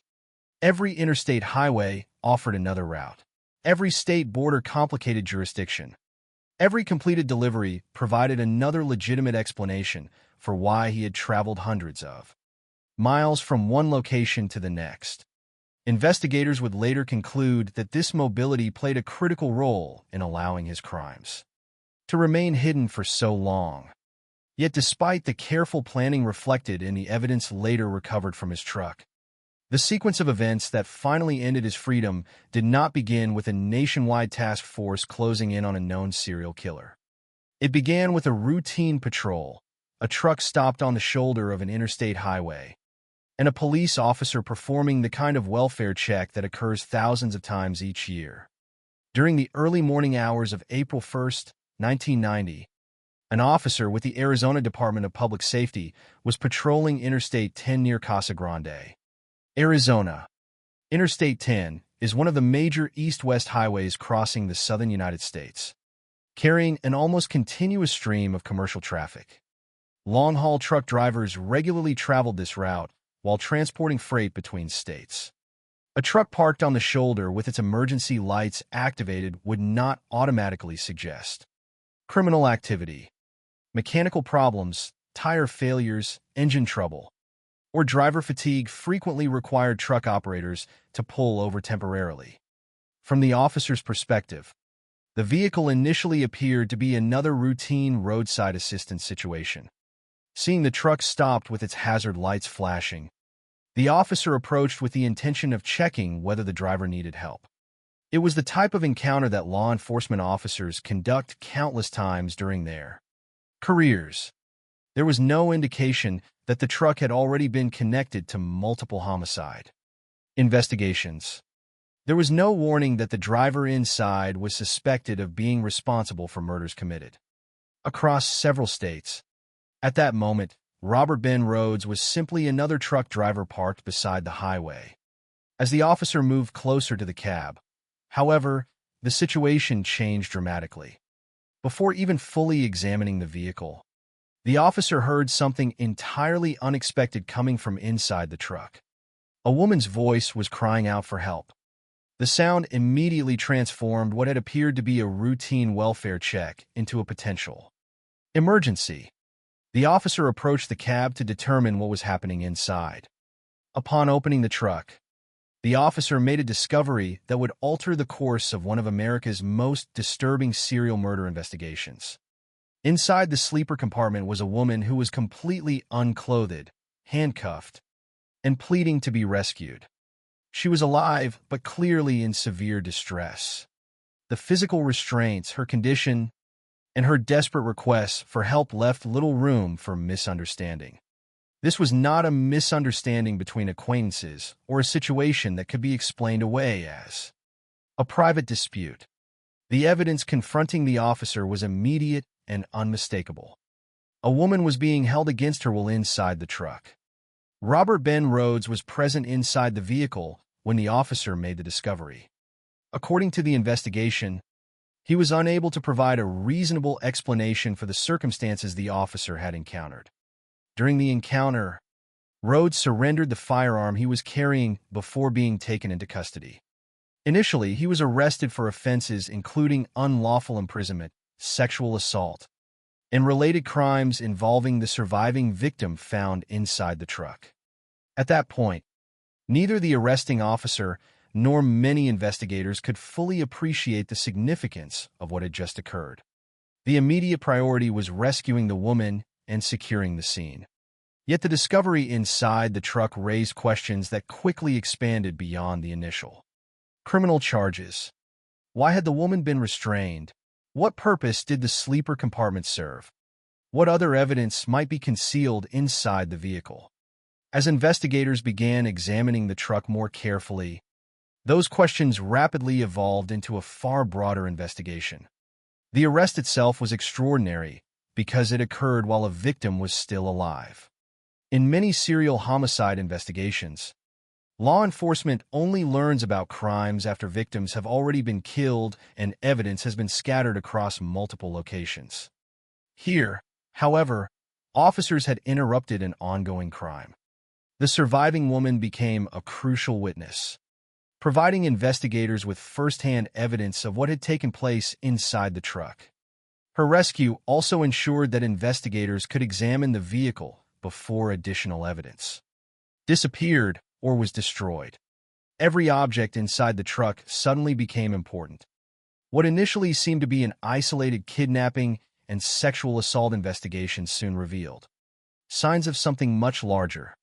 Officers conducting a detailed search discovered handcuffs, chains, restraints, and additional equipment that investigators believed had been used to control victims. They also recovered cameras, photographic equipment, and numerous rolls of film. Each item strengthened investigators' suspicion that the truck had been deliberately modified for purposes extending far beyond ordinary transportation. The sleeper compartment no longer appeared to be merely a resting place for a truck driver. Instead, prosecutors would later characterize it as a carefully prepared environment designed to imprison victims while the vehicle continued moving across the country. As investigators processed the truck, another category of evidence proved especially significant. They recovered numerous photographs depicting women. Some of the women shown in those images were eventually identified. Others have never been conclusively identified. For detectives, the photographs immediately suggested that the surviving woman rescued in Arizona might not have been the first victim brought into the truck. Instead, they hinted at a much longer pattern of criminal behavior extending back many years. Investigators also seized Rhodes' trucking logbooks and travel records. Those documents allowed authorities to reconstruct many of his routes throughout the United States. Although commercial trucking naturally involves extensive travel, detectives soon recognized that his documented movements overlapped with numerous locations connected to unresolved disappearances and homicide investigations. The existence of those overlaps did not automatically establish responsibility for every unsolved case. Nevertheless, they provided investigators with a roadmap for examining whether additional victims might be connected to Robert Ben Rhodes. Federal investigators, including the FBI, became increasingly involved as the scope of the investigation expanded. The possibility that one offender had committed crimes across numerous states required cooperation. Among multiple law enforcement agencies, cases that had once appeared unrelated now warranted comparison. Missing person reports, unidentified remains, forensic evidence, and travel records all had to be examined together rather than as isolated investigations. This kind of interstate coordination represented one of the greatest challenges in the case. During much of the period in which Rhodes had been active, communication between jurisdictions had been slower and less comprehensive than it would later become. As detectives revisited older files, they began recognizing patterns that previously had been difficult to see. Vulnerable victims, interstate travel, bodies recovered far from where individuals were last seen. Photographic evidence, similar methods of restraint. Although many questions remained unanswered, the investigation gradually revealed a consistent pattern of behavior rather than isolated criminal acts. Looking back, the arrest on April 1, 1990, appears almost unbelievable in its simplicity. Robert Ben Rhodes had not been identified through an elaborate surveillance operation. He had not been captured after investigators solved a complex forensic puzzle stretching across multiple states. Instead, his freedom ended because an officer stopped to check on what appeared to be a disabled truck parked along the side of Interstate 10. Had the truck not been stopped at that particular location, had the emergency lights not drawn attention, or had the officer chosen not to investigate further, it is impossible to know how much longer Rhodes might have remained free. What is certain is that the routine roadside encounter interrupted an act of crime, rescued a living victim, preserved critical evidence, and opened the door to one of the largest investigations into a suspected highway serial killer in American history. Yet the arrest itself marked only the beginning. As detectives searched not only the truck, but also Robert Ben Rhodes' residence and personal belongings, they uncovered evidence that extended far beyond the events of that single morning.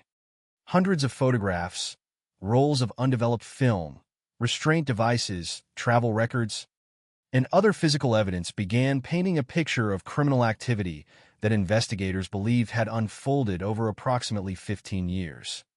Each newly discovered item brought authorities closer to identifying victims, reconstructing disappearances, and understanding the true scale of the crimes they were now investigating. Following Robert Ben Rhodes' arrest on April 1, 1990, investigators quickly realized that the truck parked along Interstate 10 represented only the beginning of the evidence. The rescue of the surviving woman had exposed an ongoing violent crime. But detectives soon suspected they were dealing with something far larger than a single kidnapping and sexual assault. Every object recovered from the vehicle raised new questions. Every document suggested another lead. As search warrants expanded to include Rhodes' personal belongings and residence, investigators began assembling a collection of evidence that would fundamentally reshape their understanding of his activities over the previous 15 years. The investigation evolved from a local criminal case into a complex, multi-jurisdictional effort involving numerous law enforcement agencies and the Federal Bureau of Investigation. One of the first priorities was conducting a meticulous examination of the truck itself. Investigators approached the vehicle not simply as transportation, but as a crime scene. The sleeper compartment behind the driver's seat became the primary focus because that was where the rescued victim had been discovered. The physical evidence inside supported what prosecutors would later describe as a traveling torture chamber. Detectives documented fixed handcuffs, chains, restraints, and additional equipment believed to have been used to control victims during extended periods of captivity. Every restraint point, every chain, and every piece of equipment was carefully photographed, cataloged, and preserved as evidence. The arrangement of those items suggested planning rather than spontaneity. Nothing appeared accidental. The compartment had been organized in a way investigators believed facilitated prolonged imprisonment while the truck continued moving across the country. Alongside the restraint equipment, detectives recovered photographic equipment that would become some of the most disturbing evidence in the entire investigation. Cameras, including a Polaroid camera and a 35mm camera, were found together with numerous rolls of film. At first glance, cameras alone might have appeared entirely ordinary for someone who traveled extensively. Many truck drivers photograph landscapes, family vacations, or memorable locations encountered during long journeys. However, once investigators developed the film and examined the photographs, the significance of those cameras changed completely. Hundreds of images depicted women. Some appeared frightened. Some were clearly under circumstances suggesting they were not participating voluntarily. Investigators recognized almost immediately that these photographs were not casual travel souvenirs. Instead, they appeared to document encounters with women who had come into contact with Robert Ben Rhodes during his years on the road. Among the recovered photographs were images of Regina K. Walters. These pictures became particularly important because they showed her while she was still alive and under Rhodes' control before her murder. Because Regina was only 14 years old, and because the photographs constitute sensitive evidence involving a minor victim, law enforcement has never broadly released them to the public. Nevertheless, investigators have repeatedly explained their importance. They provided direct physical evidence placing Regina in Rhodes' custody before her death and demonstrated the role photography played in his criminal behavior. The images were not merely records of travel. According to investigators, they functioned as trophies, preserving moments during which Rhodes exercised complete domination over his victims. Yet Regina's photographs represented only part of the collection. Many other women appeared in the recovered images, and investigators faced the difficult task of determining who they were. Some individuals were eventually identified. Others remain unidentified to this day. For detectives, each unknown face became another unresolved question. Was she someone who had survived an encounter with Rhodes? Was she another homicide victim whose disappearance had never been solved? Or was she someone whose connection to the investigation would never be fully understood? Those uncertainties continue to influence discussions of the case decades later because they contribute directly to investigators' belief that the confirmed victims likely represent only a portion of the total number. While one team analyzed the photographs, another began reviewing Robert Ben Rhodes' trucking records. Long-haul drivers routinely maintain logbooks documenting routes, deliveries, and hours on the road. These records became invaluable because they allowed investigators to reconstruct much of Rhodes' documented travel history. Every route was compared against known disappearances, unidentified bodies, and unsolved homicide investigations occurring during the same period. The process required cooperation among agencies across numerous states because no single department possessed all the necessary information. Detectives examined whether Rhodes had traveled through areas where vulnerable women had vanished. Without explanation, they compared dates, locations, and travel schedules, searching for patterns that might connect seemingly unrelated investigations. Although overlapping travel routes alone could never establish guilt, they frequently provided starting points for deeper inquiry. Investigators recognized that commercial truck drivers naturally passed through hundreds of communities each year, making coincidence possible. Consequently, every potential connection required careful evaluation using additional evidence rather than assumptions. Even so, the geographic scope of Rhodes' documented movements reinforced suspicions that his criminal activity had extended far beyond the handful of cases already confirmed. As searches expanded beyond the truck, investigators also examined Rhodes' residence and personal possessions. Additional evidence recovered there included more photographs, personal records, and items considered relevant to the ongoing investigation. Each discovery strengthened detectives' belief that his crimes reflected long-term planning rather than isolated episodes of violence. The combination of travel records, photographic evidence, restraint equipment, and the testimony of the surviving victim rescued in Arizona created a body of evidence unlike that seen in many homicide investigations.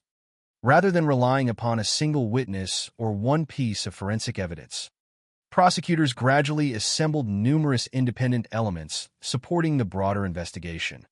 Throughout this process, one reality became increasingly apparent. Determining the true number of victims might prove impossible.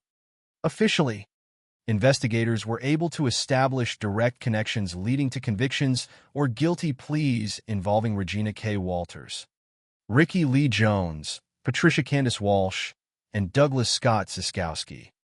These 4 victims became the legally confirmed murders associated with Robert Ben Rhodes. In addition, he faced consequences for the kidnapping and sexual assault of the woman rescued during his arrest in Arizona. Yet the evidence suggested that the investigation did not end there. Hundreds of photographs remained. Numerous trucking routes intersected with unresolved disappearances.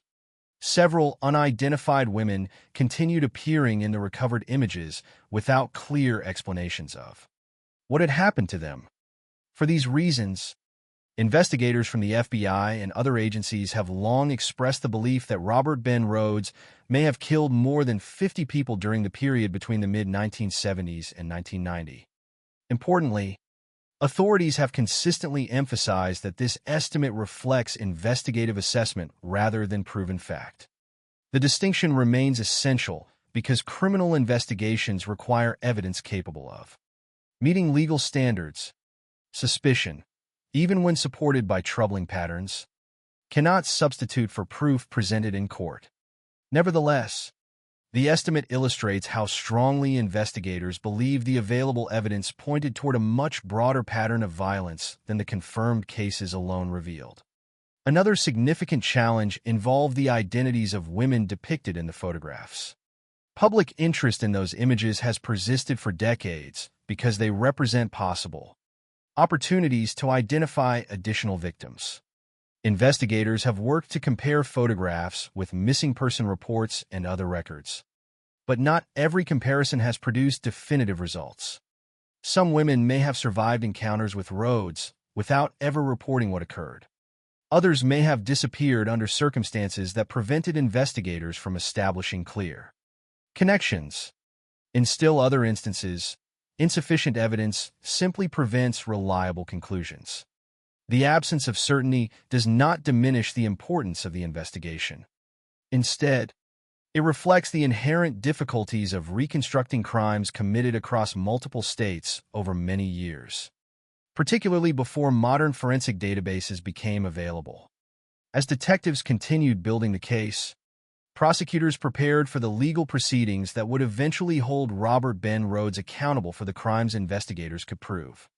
The physical evidence recovered after his arrest, the testimony of the surviving victim, the photographs, the trucking records, and the forensic investigations surrounding Regina Walters, Patricia Walsh, Douglas Scott Ziskowski, and Ricky Lee Jones collectively established a compelling foundation for prosecution.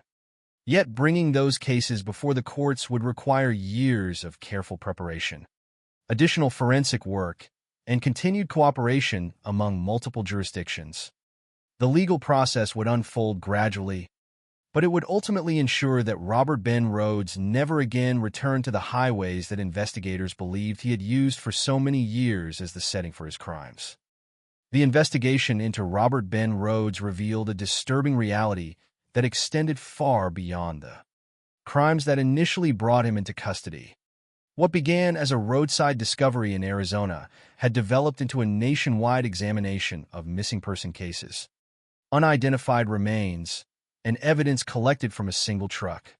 Yet while investigators continued searching for possible additional victims, prosecutors faced the difficult task of transforming a massive collection of evidence into criminal cases that could withstand the demands of the courtroom.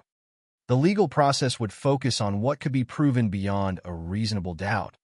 The crimes connected directly to identified victims, supported by physical evidence, witness testimony, and Rhodes' own statements. Among those cases, the murder of Regina K. Walters became the foundation of the first major conviction against him. By the time prosecutors prepared the case involving Regina, investigators had already assembled some of the most important evidence recovered from Rhodes' truck. The photographs showing Regina alive while under his control represented a crucial link between the victim and the offender. The images were not simply evidence of contact. They demonstrated a sequence of events that placed Regina with Rhodes before her death. Combined with the discovery of her body in the abandoned Illinois barn and the other physical evidence recovered during the investigation, prosecutors were able to present a clear narrative of what had happened to the 14-year-old victim. Regina's case also revealed the devastating consequences of targeting vulnerable individuals. She had been traveling with Ricky Lee Jones when they encountered Rhodes. Like many young people without stable transportation or support systems, they depended on strangers while moving from place to place. That dependence placed them in a dangerous position. After entering Rhodes' truck, their lives changed permanently. Ricky was killed and later found in Texas. Regina was held captive for weeks before she was murdered in Illinois. The distance between those locations reflected the central difficulty of investigating crimes committed by someone constantly moving across state borders. For prosecutors, the case required presenting not only what happened, but also why the evidence proved that Rhodes was responsible. The physical evidence from the truck became especially important because it demonstrated a consistent method of operation. The restraints, cameras, and photographs suggested that the crimes were not isolated acts of violence, but part of a repeated pattern. Investigators argued that Rhodes had created an environment inside his truck specifically designed to control victims while traveling across the country. The prosecution also relied on the evidence showing that Regina had been alive while in his custody. This helped establish the sequence of events leading from abduction to murder. In 1994, Robert Ben Rhodes was convicted of murdering Regina K. Walters. The court sentenced him to life imprisonment without the possibility of parole. The conviction ensured that he would never again return to the highways as a free man. For Regina's family, the verdict provided a measure of legal accountability, but it could not undo the loss of a young life. The conviction also represented only one chapter in a much larger investigation. Even after Rhodes received his sentence, detectives continued examining evidence connected to other possible crimes. The photographs, travel records, and unresolved disappearances continued raising questions about whether additional victims remained unidentified. One of the greatest challenges investigators faced was separating confirmed facts from unanswered possibilities. Law enforcement officials believed that Rhodes may have been responsible for many more murders than those proven in court. His years as a long-haul truck driver gave him access to countless locations, and his documented routes overlapped with numerous unresolved cases. However, investigators understood that suspicion alone could not establish criminal responsibility. Each potential connection required evidence capable of linking Rhodes to a specific victim and a specific crime. This distinction became particularly important because the investigation involved a large number of missing people whose circumstances varied widely. Some had disappeared while traveling. Some may not have been reported missing immediately. Some cases lacked sufficient evidence to determine what had happened. While the possibility of additional victims remained a central concern, prosecutors focused on cases where the evidence was strongest. The next major legal developments involving Rhodes would come years later and would involve Patricia Candace Walsh and Douglas Scott Ziskowski.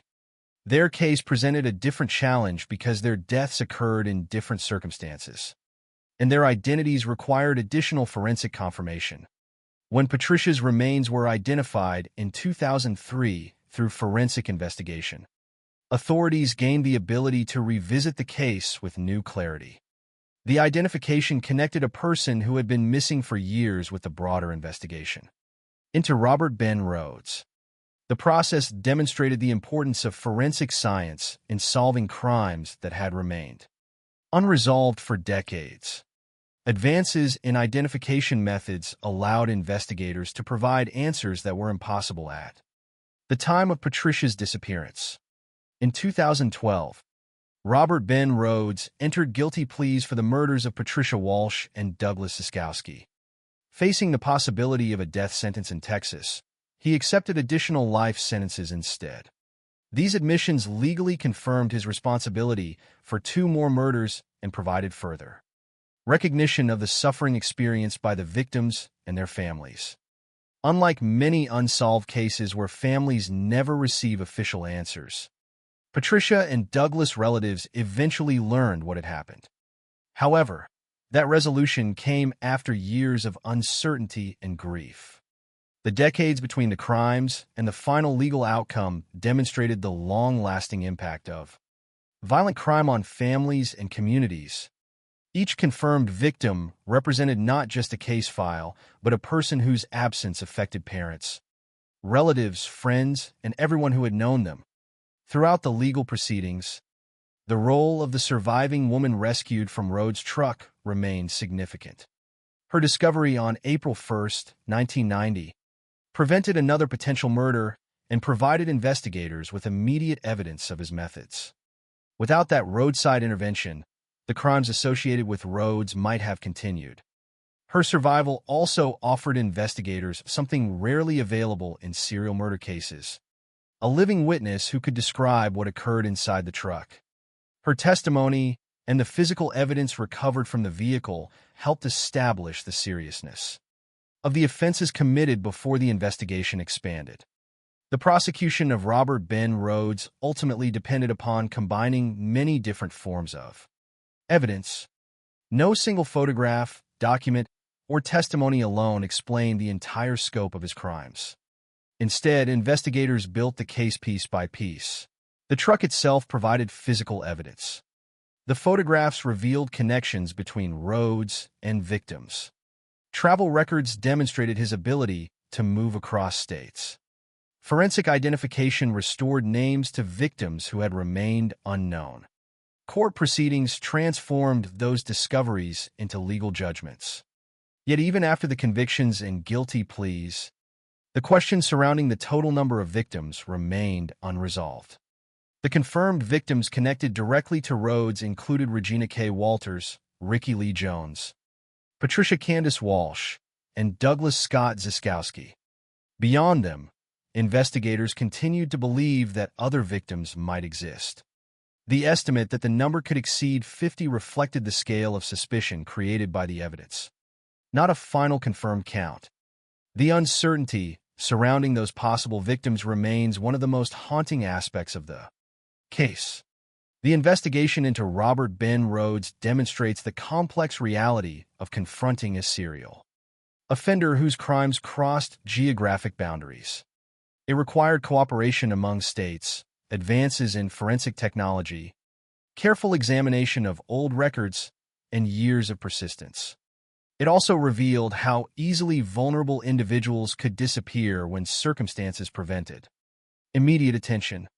While the courts ultimately delivered punishment for the crimes that could be proven, the full story of Robert Ben Rhodes may never be completely known. The evidence recovered from his truck answered many questions, but it also created new ones. Behind every unidentified photograph and every unresolved disappearance was a person whose story remained incomplete. The legal system could hold Rhodes accountable for confirmed crimes, but investigators understood that some mysteries might remain forever unsolved. Today, Robert Ben Rhodes remains imprisoned at Menard Correctional Center in Illinois, serving life sentences without the possibility of parole. His case continues to be studied as one of the most disturbing examples of a highway serial killer in American history, not because of the mythology surrounding him, but because of the real people whose lives were taken and whose families endured unimaginable loss.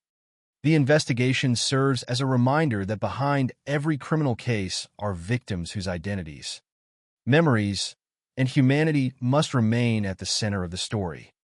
The case of Robert Ben Rhodes remains one of the most unsettling examples of how a serial offender can exploit ordinary systems and everyday trust.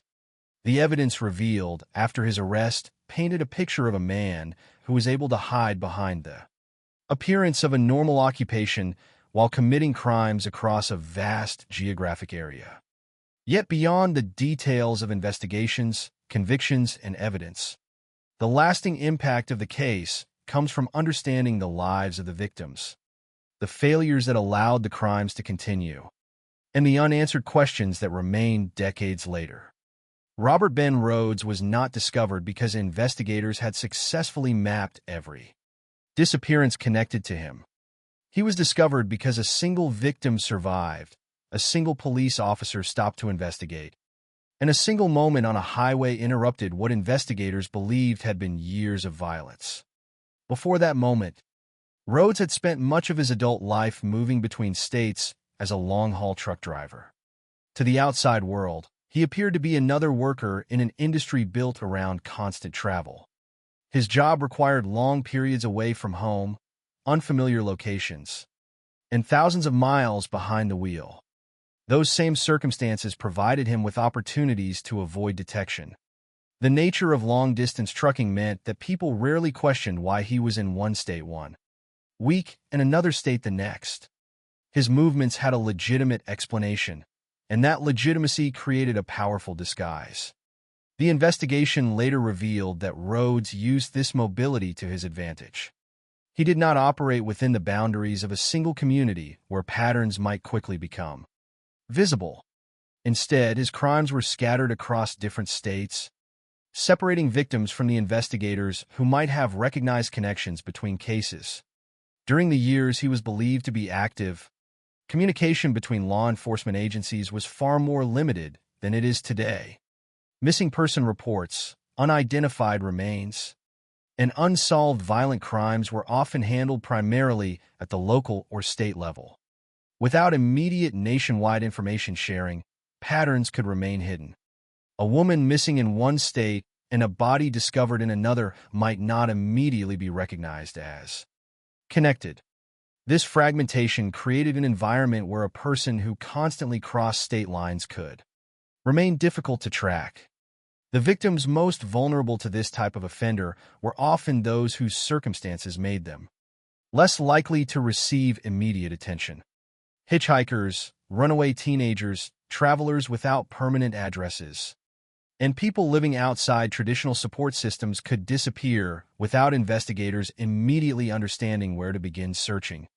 Their lifestyles did not make them less valuable, but they often created practical challenges when families and authorities attempted to reconstruct their final movements. In the case of Regina K. Walters, those challenges were especially heartbreaking.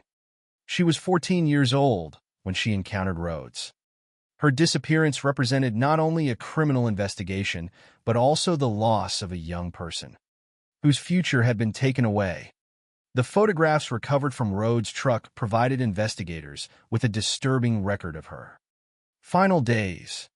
They showed that she had been alive while under his control and became some of the strongest evidence connecting him to her murder. However, Behind the evidence was a teenager whose identity extended far beyond the crime committed against her. She was a daughter, a person with hopes, fears, and a life that should have continued. The same must be remembered for Patricia Candace Walsh and Douglas Scott Ziskowski. They were not simply names in a criminal case. They were a married couple whose journey across America ended in tragedy after accepting a ride from a stranger. Patricia's identification years later, through forensic science, demonstrated the importance of continuing investigations even after time has passed. For years, her family lived without complete answers. The eventual confirmation of what happened provided some measure of truth, but it also highlighted the painful reality that many families of missing people experience. Uncertainty can last for years, sometimes decades. The story of Patricia and Douglas also revealed one of the most difficult aspects of investigating highway serial crimes. Their disappearance was connected to a person whose movements were constantly changing. Their last known journey did not remain within one city or one state. Instead, their final days involved transportation across the country, creating investigative challenges that few local agencies could solve alone. The eventual connection to Rhodes required cooperation, forensic work, and persistence long after the initial crime occurred. The evidence recovered from Rhodes' truck remains central to understanding why investigators considered him such a dangerous offender. The sleeper compartment, the restraints, the cameras, and the photographs suggested preparation and repetition. Investigators did not view these items as random possessions, but as components of a system designed to control victims. The truck became a symbol of the way ordinary objects and ordinary environments could be transformed into instruments of crime. A vehicle normally associated with commerce and transportation had become, according to prosecutors, the place where victims were held captive during their final journeys. Perhaps the most disturbing, unresolved question surrounding Robert Ben Rhodes is the true number of victims. The confirmed cases resulted in legal accountability for several murders, but investigators have long believed the actual number may be much higher. The estimate that he could have killed more than 50 people reflects the combination of evidence, travel history, unidentified photographs, and similarities among unresolved cases. However, because every criminal conviction requires proof, the exact number remains unknown. This uncertainty creates a painful reality. There may still be families who do not know what happened to their loved ones. There may still be unidentified victims whose stories have never been connected to the evidence recovered from Rhodes. For investigators, those unanswered questions represent unfinished work. For families, they represent years of waiting for information that may never come. The case also changed how authorities viewed the danger posed by mobile offenders. Highway serial killers present unique challenges because their crimes are not limited by geography. They can exploit differences between jurisdictions, move victims far from their last known locations, and leave investigators searching across enormous distances. The investigation into Robert Ben Rhodes demonstrated the importance of cooperation between law enforcement agencies and the value of preserving evidence that may not reveal its full meaning.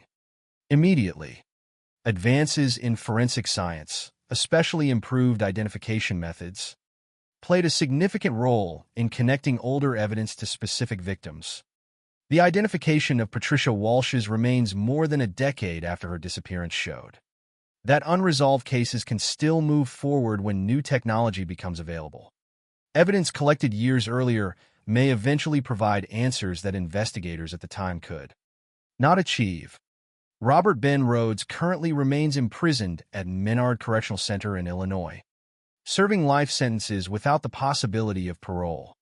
The legal system has delivered punishment for the crimes that could be proven, but the broader questions surrounding his activities remain.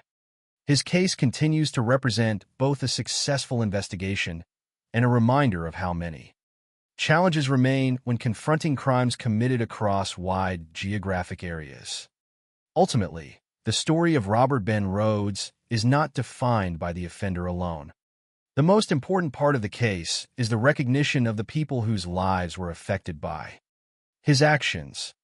Regina K. Walters, Patricia Candace Walsh, Douglas Scott Ziskowski, Ricky Lee Jones, and the unidentified individuals connected to the investigation were not merely evidence in a criminal case. They were people whose lives had meaning beyond the circumstances of their deaths. Their stories continue to remind investigators, communities, and future generations why these cases must be studied, not to create fascination around the person responsible, but to understand how victims can be protected, how investigations can improve, and how the voices of those lost can continue to be remembered. The final chapter of the Robert Ben Rhodes investigation is not a story of complete answers. It is a story of what was proven, what remained uncertain, and how a case can continue to affect investigators and families long after a conviction has been secured. The legal system eventually placed Rhodes behind bars for the crimes that could be established through evidence. But the full scope of his actions may never be completely understood. His name became associated with one of the most disturbing examples of a highway serial offender in American history, not because of a single crime, but because investigators believe his violence may have extended across many years in many states. The unanswered questions surrounding him remain as important as the convictions themselves. When Robert Ben Rhodes was arrested on April 1, 1990, authorities initially focused on the immediate crime they had interrupted. A woman had been discovered alive inside his truck, restrained and in need of rescue. The arrest prevented further harm and provided investigators with something rarely available in serial murder cases: direct access to an active crime scene and a surviving witness. However, as detectives examined the evidence recovered from the truck, they quickly realized they were not investigating only one criminal incident. The objects found inside the vehicle suggested a much larger pattern. The photographs, restraints, and travel records pointed toward years of possible crimes committed across the United States.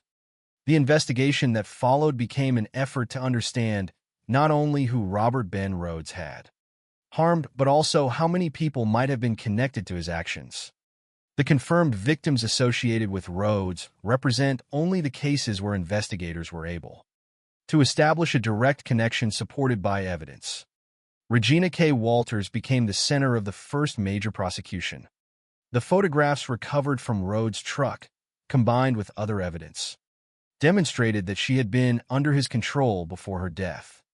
Her murder resulted in a 1994 conviction and a sentence of life imprisonment without the possibility of parole.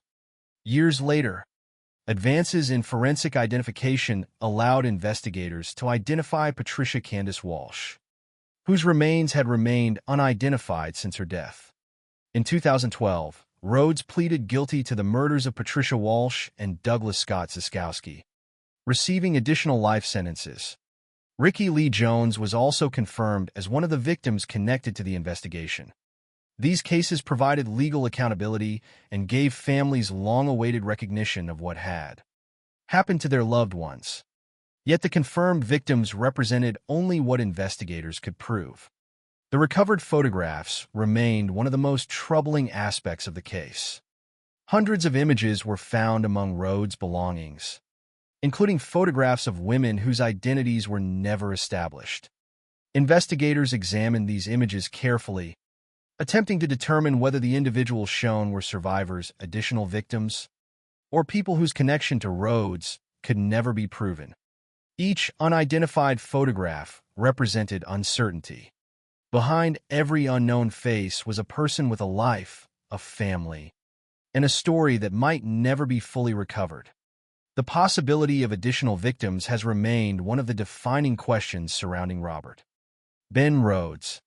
Investigators have suggested that the number could exceed 50 based on his years of activity, his extensive travel routes, and the evidence recovered after his arrest. However, this figure remains an investigative estimate rather than a legally confirmed number. The distinction between suspicion and proof is fundamental in criminal investigations. Authorities cannot attribute every unresolved disappearance along Rhodes' routes to him without evidence connecting him directly to those crimes. Nevertheless, the possibility that more victims exist continues to influence how the case is viewed. The investigation also demonstrated how vulnerable individuals can become especially difficult to locate when they disappear. Many of the people Rhodes targeted were individuals whose circumstances placed them outside traditional systems of protection. People traveling alone, hitchhikers, runaway teenagers, and individuals without stable living situations may have fewer immediate resources available when they vanish. Their disappearances can involve complicated searches because investigators must first determine where the person was last seen, where they intended to go, and who they may have encountered. For a mobile offender like Rhodes, those challenges became even greater because the crime scene itself could move thousands of miles away from the victim's last known location. The case also highlighted the importance of technological progress in modern investigations.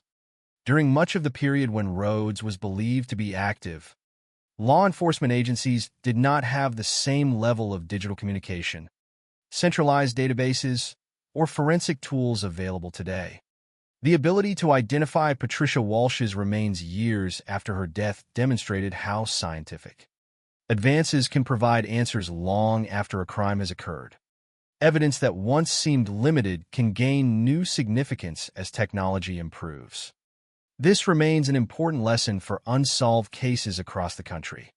Time does not always eliminate the possibility of justice.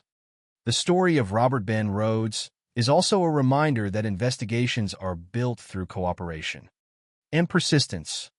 No single agency possessed every piece of information necessary to understand the case. Detectives from different jurisdictions had to compare records, examine evidence, and share information.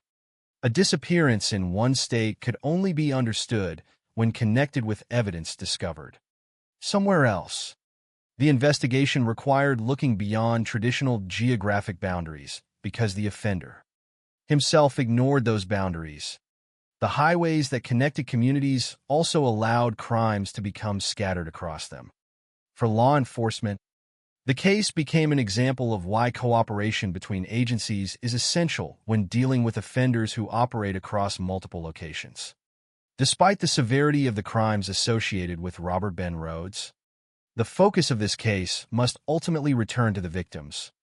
True crime investigations often concentrate heavily on the offender because understanding criminal behavior can help prevent future crimes.